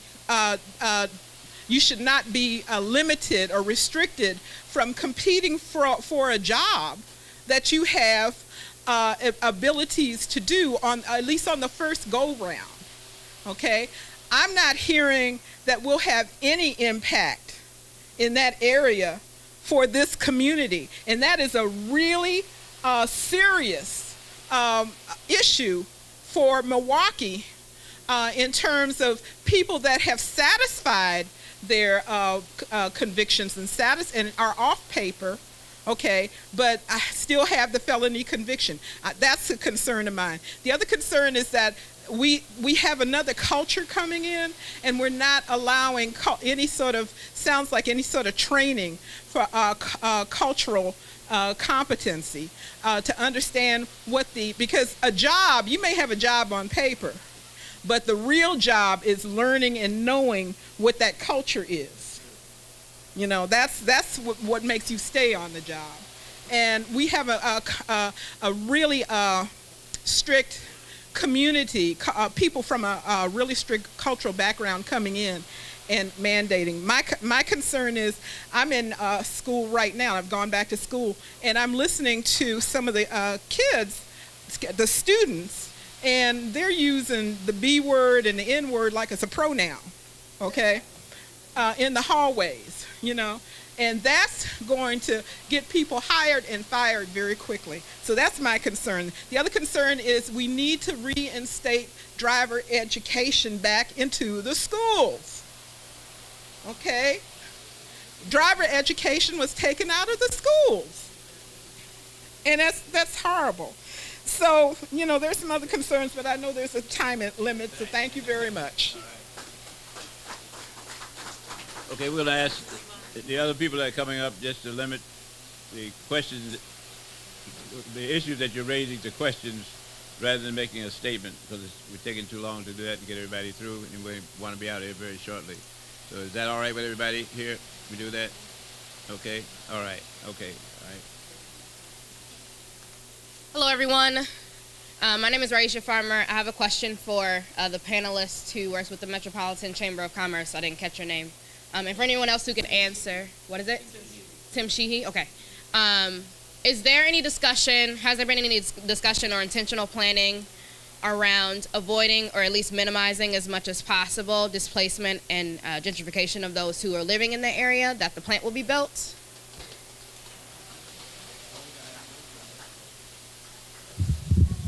So one of the requirements to build the plant was to find some place that had 1,200 acres, which is a big parcel. And so impossible to find that kind of property without people living on it. The property that the company has chosen, which I guess hasn't been publicly announced, but that property was selling for about $7,000 an acre. Most of that property has been committed for the plant at about $50,000 an acre. So the people that owned that property, and I'm not saying everybody wanted to sell, but the people that sold earned far more per acre for property than they ever thought they would. Most of that property, and I've driven the whole thing, is scattered housing with a lot of farmland. So there isn't, when you say gentrification, agreeable if somebody has been in a home for a long period of time, but they can use that money to go buy other farmland if they want. Most of the people sold property at the price that they were very happy with. So it's not like this is coming into a dense area with a lot of homes on it. I want to ask a follow-up. Sure. For those people who sold their homes and have the money to relocate, I'm guessing they're going to need some sort of resources for assimilation and adaptation in their new areas when they buy their new homes. Is there any planning around that? Sure. It is.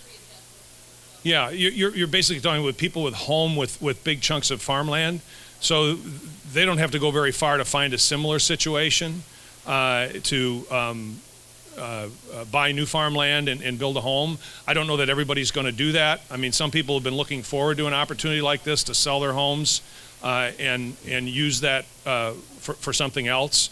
And those that don't want to sell their home, and this is more of a legal question, there's a condemnation process that is undertaken by the local government if somebody doesn't want to sell their home to try to come to some kind of an agreement. So I can't say everybody that's in that 1,200 acres is happy, but I would say a large portion of those folks got far more for their property than they ever thought they would. They did make a profit, but to answer the question of where did the legal system change come from, you just understand why now. Because if I take your property and I want to stop you from doing it, I would normally go to the court and get what is called a stay, injunction. But now there will be no stay because the law has been changed. They can keep going. You can go to court and you can argue, but when you get done, they got to keep going and there's no stay.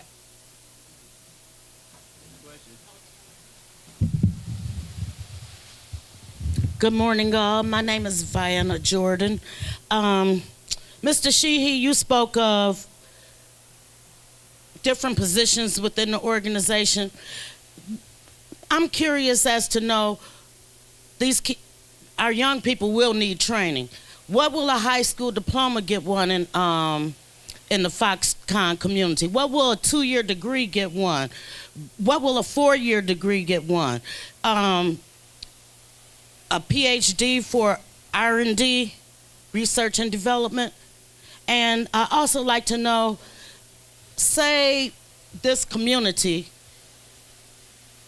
which is lacking in skills, we're not there. Once they accumulate or acquire the requirements that are mandated by Foxconn to have. Is there a set aside or anything like that to incorporate urban Milwaukee?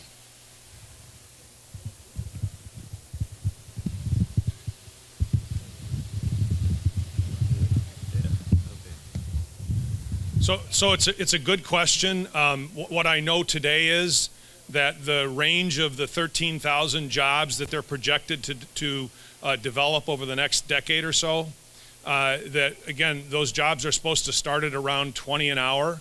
I would expect that most of the jobs in the Foxconn plant will require a high school degree plus some additional education. They will invest heavily in training. They're going to bring folks here from Japan, which is the only place a plant like this is operating, to start to train people. So I would call the entry level there high school plus, and then you can go up with a 2-year degree and a 4-year degree. On Monday, it's not the start of the process, but there'll be a lot of workforce development agencies, including the Urban League, excuse me, and SDC, that hopefully we'll be gaining more information and knowledge about what it's going to take to qualify for these jobs. There are so many of them that if you're qualified, there's going to be an opportunity. For instance, what kind of job? Oh, okay. Well, so if you start at the engineering, this would be electrical engineering. So this is a 4-year degree. A 2-year degree would be a technician, somebody working on the manufacturing process, making sure that the machines and equipment continue to run. There will be jobs assembling the components of the TVs that are made, the equipment that's made. So there's a whole range of jobs, but I also don't want to forget about the 10,000 construction jobs. Now, clearly masoners, carpentry, electricians, but also people, I think, with a high school degree that have an aptitude to go into that kind of work. There'll be opportunities for them. I mean, we don't have 10,000 people available to construct a facility right now. So there'll be new opportunities. This is really going to stress the construction industry. And so hopefully they're going to reach out in more non-traditional ways than they have been in the past. And that's the hope, that some of the people working from the city that are working to build the new arena will be able to transfer, as that finishes, into this kind of work. Excuse me, I wanted to answer the woman's question. The answer to her question about the number of high school students that would be able to get the job is 0, because they would not have enough skills to do it. And I just want to be clear, there's $20 million. There were changes that were made to the bill along the way, because in finance, I need you to understand, we get an item and we get maybe an hour for me to be able to read it with 3 other Democrats, find out what's in it, talk about it during committee, and say everything I'm going to say in 10 minutes. So I need you to know that these things that have surfaced up that we told you about, we found in that time period. We said what we could in our 10 minutes. And then other people began to beat the drum, like what Judge Butler has told you. I love what Mr. Sheehy said, that he hopes to see. I hope to see those things. Problem is the bill has $20 million now in it for training, but it's not deployed until 2019. So if you're not on the pipeline and trained, if there isn't outreach in the budget for people to know and understand, then when 2019 come, you couldn't even get on the bus because you didn't have a ticket. Or the train that already left the station. One more, wait, we got one more response. We got one more. I think we need to look differently about what training means. For example, in the kindergarten through 12th grade pipeline, if you focus just on the $20 million, you get nowhere. It means changing the way young people are taught in the elementary schools, in the middle schools, and high schools. You go then for special dollars, pilot dollars from the federal government, which can exceed in some instances 3-4 times that $20 million over a 4 or 5 year period. So we need to talk about collaboration between the K-12 school districts, Racine, Kenosha, Beloit, Milwaukee, and then try to figure out how we get additional funding so that we can change the way young people are taught in our K through 12 schools. I'm sorry. I got to say something to that. So understanding the argument of the K-12 positioning, and that's fine, but what does that do for the unemployed adults right now who are looking for those positions? Their parents and some of their aunts and uncles and all of those who are in need of employment right now. It's cool that it's okay. I understand the need to make sure K-12 training is in place, but we have a bunch of unemployed adults right now in need, or underemployed adults right now in need of positioning. What's being done in order to ensure that they get the same opportunities to grab some of these jobs as we are planning forward for those in the K-12 system? We got to make sure that those who are in search of employment right now are also being catered to.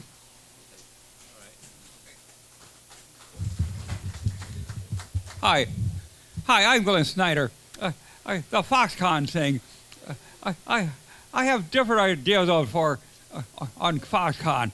Number one, I'm critical of the state of Wisconsin giving away the state to Foxconn. Number two, I suggest they use abandoned industrial sites in Racine, Kenosha, Milwaukee, Janesville, Madison. The office would be in Milwaukee, plants would be at A.L. Smith, etc.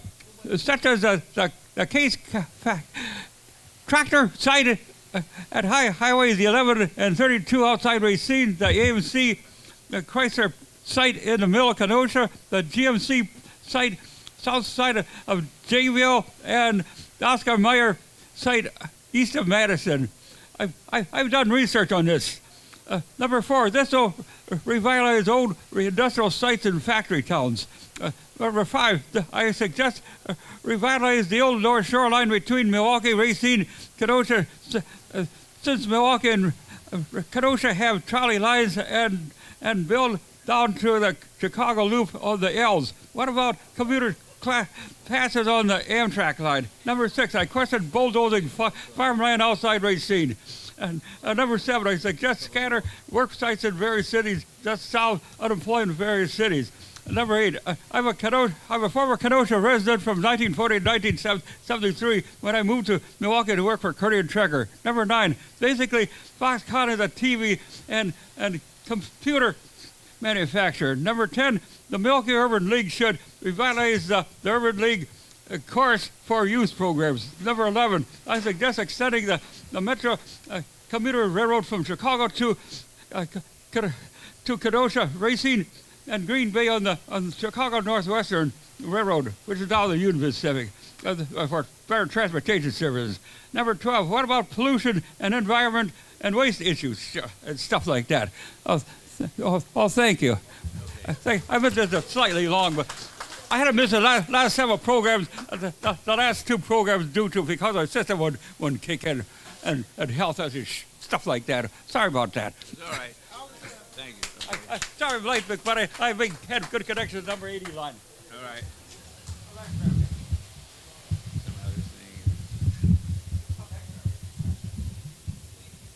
Things like it's falling apart. How you doing?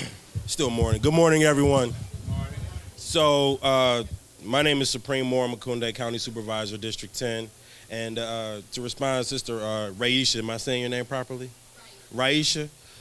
We all know that areas will be affected by development. It happens all the time. If you know the history of development, property values and everything is always affected.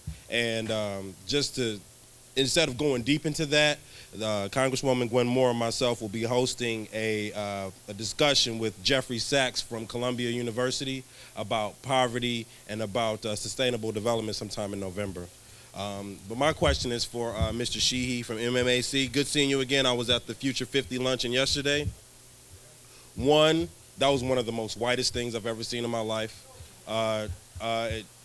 Two, it's good to have you back in the 10th district. I have a question about the Bucks Arena, because as everyone knows, the Bucks Arena is in the 10th district as well, and I live. On a good day, it takes me 90 seconds to drive there from my apartment. So when I walk down there, the optics that I see all white men. I see trucks from Pewaukee. I see trucks from Waukesha. And I see companies that are not from Milwaukee. So how do we know that jobs, and maybe it's just my optics, and you can explain this to me, but how do we know that the jobs of the work that the people are doing at the Bucks Arena, if they transfer to this new project, are they people that come from disparately impacted zip codes like 06, 04 South Side areas, 05, 16, 18, et cetera? And so we're talking about, they can just transfer the jobs from the Bucks projects or the Northwestern Mutual project or the MSOE projects or the streetcar projects over to Foxconn. There are folks from Pewaukee who are coming here, getting paid, and going back to Pewaukee and helping their tax bases. And so how is it going to help folks who live in this area stay in their areas and be productive and have families and feed their children, save, etc.? So this is a question for Mr. Sheehy.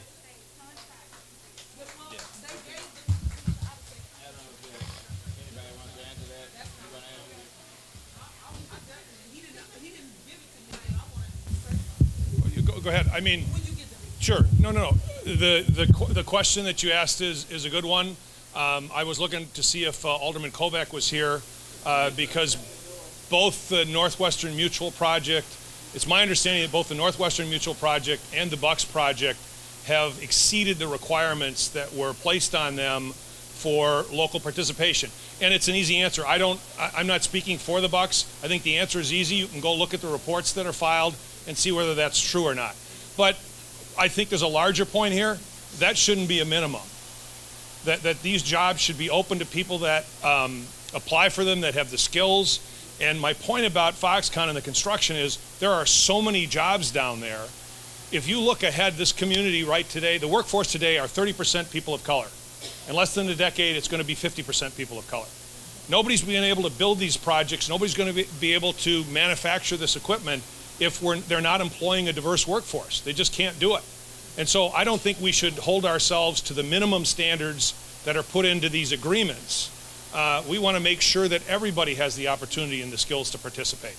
And as for the event yesterday, it's an open process. It's scored. It's the 50 fastest growing companies in the region. And I hope before I retire that is a very diverse audience. But we don't pick the winners. The winners are chosen on the basis of the growth of their companies, but it is a great insight into the challenge we have in this community with not enough diverse companies on that list. And I'm hopeful that changes. Okay.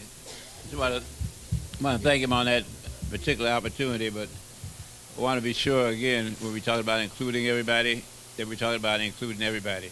And so when you see an opportunity that occurs, like you just example, what do we do as a result of that when that happens? What kind of reaction do you have as a person? What kind of action do you take in order to be able to deal with that situation? And we need to deal with it directly rather than dealing with it on this higher level that we're on now. Bring it on down to the level where we actually work with the kind of person that, the kind of companies that are actually involved in this kind of opportunity that we see. We need to get involved in that. You haven't been involved in it. It's been going on for a long time. We've been talking about it for a long time. We haven't done anything about it for a long time. And so it's time to do something. Where'd you go? I'm right here. You're over there. I wanted to just bring up so first of all, what Mr. Sheehy said about the reporting and that the standards or the goals were met by the Bucks. The reports do say that. And I am not at the city level and I am not at the local level to be able to tell you the oversight to dive into it enough to know exactly what that is and what that looks like. But I will say that is a report out that I have heard on a number of occasions, but I cannot say that what I see visually with my eyes is different than what Supreme said. So there is a disconnect, and I don't know, and the oversight is at the local level, but there is an important piece that you cannot forget. The contract was not given to an entity in the state. So the piece that Supreme said about people having the contracts and then going out, that is true. That local contract that was done, you know, with the city and the county and those individuals engaged, that's who ended up getting the RFP to do that. So we have to deal with that locally. And that's not an MMAC's fault. That's those that, in my opinion, have the procurement or whatever the RFP processes are for our city and in that process and how that happens and what happened. But I have to end with this. There have been, whatever the agreements that it leaves my name. I've been sitting up here and it leaves all of us. I've been trying to remember what they're called. The agreements that got put in place locally because we weren't able to do it at the state level. Locally, they got put in place. Well, that's not true. We could have did it at the state level, but they had to be locally in order for them to be enforced. Short version. They can't be done on state contracts. So whatever those, and I don't want to use the word preferences, but that's the only thing I can think of, but whatever the community agreements were, you cannot do one on this. You can't do it on this based on the legislative changes that have happened. So you're doing it based on, you know, trust or credibility, which is why I go back to what I was saying about broken promises by Foxconn, you know, before, and their pattern of what they've done with People for Diversity. And very candidly, all of the people that are at the table on behalf of Wisconsin also have not shown good track record with diversity. And so I cannot articulate that enough. And if Dr. Leonard Wells was still here, he could be on the panel to talk about the report that he did. And the report that he did that showed that you can have an African-American male and a white male, and one can have a record. The white male, yes, could have a record and a felony conviction. This person is going to have the better chance of getting the interview and the job than the black man who does not. So this is about racial issues that exist in our community. So if we can't do it locally in our community and companies are having a problem placing people in their jobs that they have now because we don't hire people with who are diverse or people who have a prior record, how are we going to do it different if we're negotiating it on a $3 billion deal? I'm hopeful, but I'm not at the table, so I'm not that hopeful. Well, the difference is what we're going to do. We don't do it now, we're not going to do it all next year. Good morning, everyone. Avery Goodrich Jr., attorney. I just have a question, actually two, as a follow-up to what I think we've been talking about, at least with the last two speakers, and that is with the transportation infrastructure already in existence in Chicago to Kenosha. How are we, or what are we doing now? Because there are going to be people in Chicago coming to Foxconn for these jobs. And I don't see anything that we have done to address that issue, number one. There is I think it's a metro stop in Kenosha. And if you've ever lived in Chicago, there are people who transport from Indiana as far away as, I can't remember, farther than Gary, about 120 miles outside of Chicago, that are coming to Chicago for jobs. So why do we think that people in Chicago are not going to come to jobs in Foxconn or Kenosha when there's already an infrastructure in place to facilitate that? So my first question is, what is the state doing to ensure that we have the transportation infrastructure in place to get people from Milwaukee to those jobs that we are being told is 20 minutes away? Second, and this is still the same on the same issue, for those individuals in Illinois who are now paying 10% income tax and now they have a soda tax, which I think is $1 on a can of soda, what are we doing to ensure that Wisconsin residents are first in line for the jobs that will be given to Foxconn? I'm hearing that Foxconn is going to have hundreds of jobs, but I'm not hearing how those jobs are going to be secured for Wisconsin residents. Thank you. I want to address each of those questions, and thank you. They're brilliant questions, and we did ask those questions in that little hour we had to review and 10 minutes we had to talk about it. Illinois, the first report and study that was done said that they would give 40 to 50%, 40 to 50% of the jobs. Right now, it leaves me, I want to say they said would be by Illinois residents. When they redid the study, it said that 10% of Illinois is going to get the jobs. It's my understanding in particular that the governor even spoke about that Foxconn wanted to be located in that area because they wanted the people in Illinois, because they wanted to be able to have people that were skilled. So they knew that we were not going to be able to have it. Transportation, 0. And first in line, there was something put in place to say that there should be a preference for Wisconsinites and that WEDC should be able to do those pieces. But I spoke about the oversight by WEDC.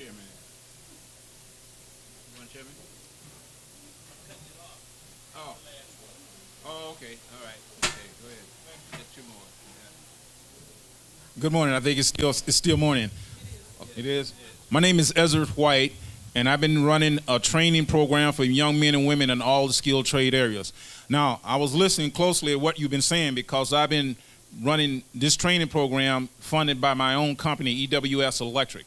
Now, I have an engineering degree. I'm also a master electrician, and I taught high school for 26 years. And matter of fact, I'm one of Stephanie's old teachers.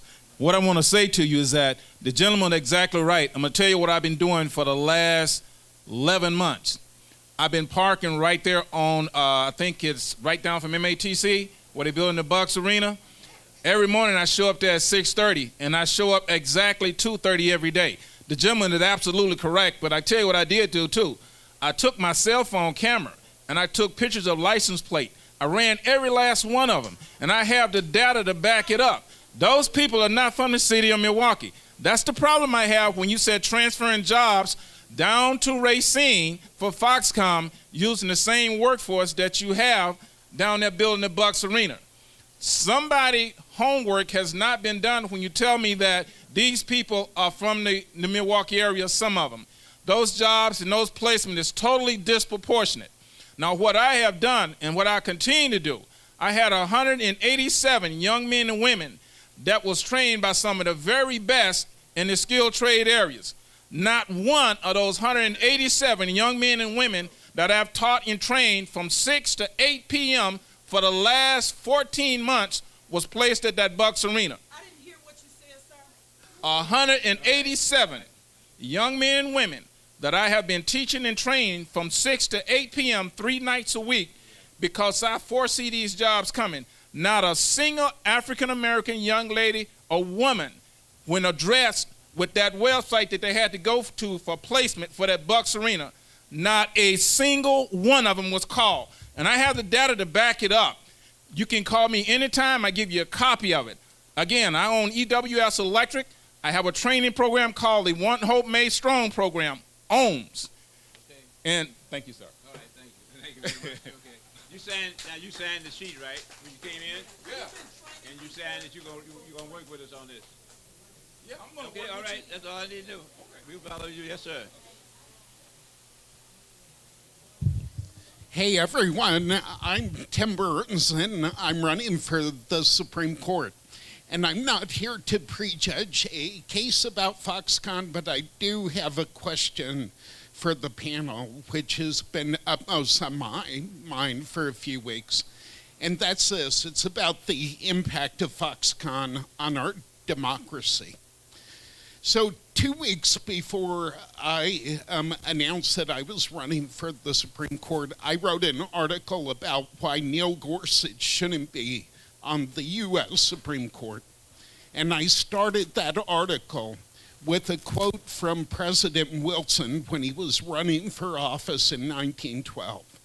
And he showed up in Lincoln, Nebraska, and stepped off the train and said, "Do you want to be a country that waits for the next conglomerate to move to your community, or do you want to be a country where your sons and daughters can go out and build small businesses that compete on a level playing field with the Foxconns of the world.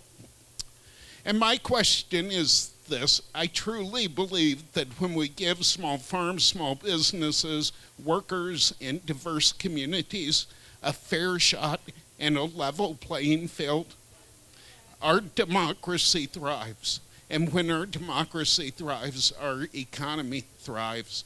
So my question for the panel: do you have concerns about our democracy coming out of this Foxconn deal?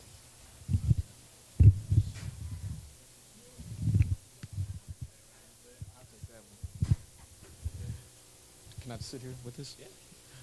To answer your question, sir, I would venture to say that people of color have had questions about democracy well before this Foxconn deal, and it's been long reported, long studied and researched that when you look at a lot of policies and practices that have happened within this country, many of them have been enforced without the concern or the well-being or thought of communities of color. So when you look at this deal with Foxconn, there are going to be questions again about how does this address the needs when it comes to economically disadvantaged communities, especially communities of color, and what is going to be done in order to help consider, because I would say Tim Sheehy made a great point of saying this has the possibility of being a great response. However, it shouldn't be the only.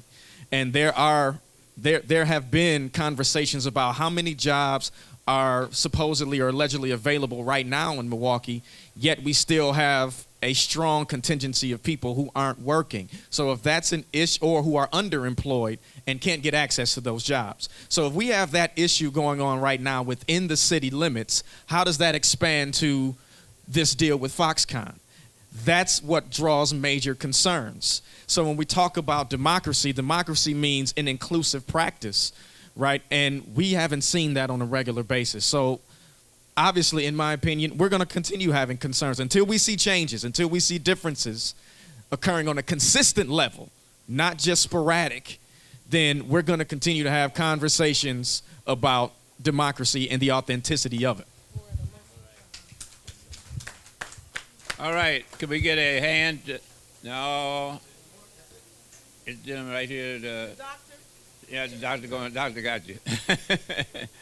Huh? Oh.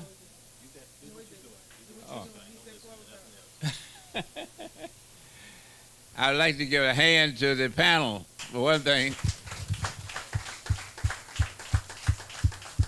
I think they've been very responsive. I think the panel today was very good. I think this is just the beginning, and we got a long way to go. And I turn it over now to the chairman of Brainstorming. Thank you. Brother Wallace has done a fine job. Thank you. Thank you kindly, sir. Obviously, a great deal of preparation went into this, not only on your part, but as to our presenters as well. I'd like to ask one last question. This is of Justice Butler. You spoke of shared powers. You also spoke of core judicial powers. And the courts have said what we say is the law is the law. Can you tell us what some of those core judicial powers are? Are they evolving? Are they set in stone? And give us a concept of what we can look forward to in terms of that little conflict. Yeah, in Wisconsin, understanding the doctrine of shared powers, core judicial powers are basically the kind of powers that impact the functioning and the governing of the courts. They're the powers the courts have internally and inherently. So the powers to decide a case is a core judicial function. To give one example, a shared power might be some of the rules of evidence. The court has determined that some rules of evidence are in the area of shared powers.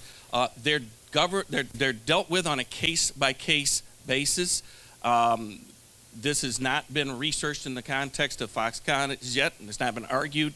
And it may be a close question because some of this is borders on areas of procedure. Now, the equal protection argument is separate, but at least with the doctrine of separation of powers, this is an area that's going to have to be raised, briefed, argued, and submitted to the court.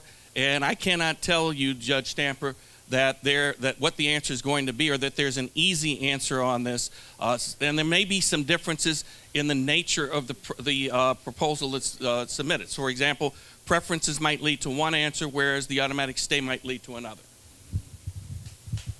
Thank you, sir. Thank you. Thank you once again, ladies and gentlemen, or lady and gentlemen.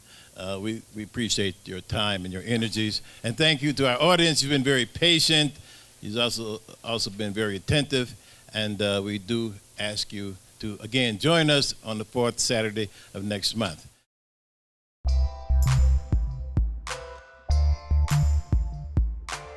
An MCM production.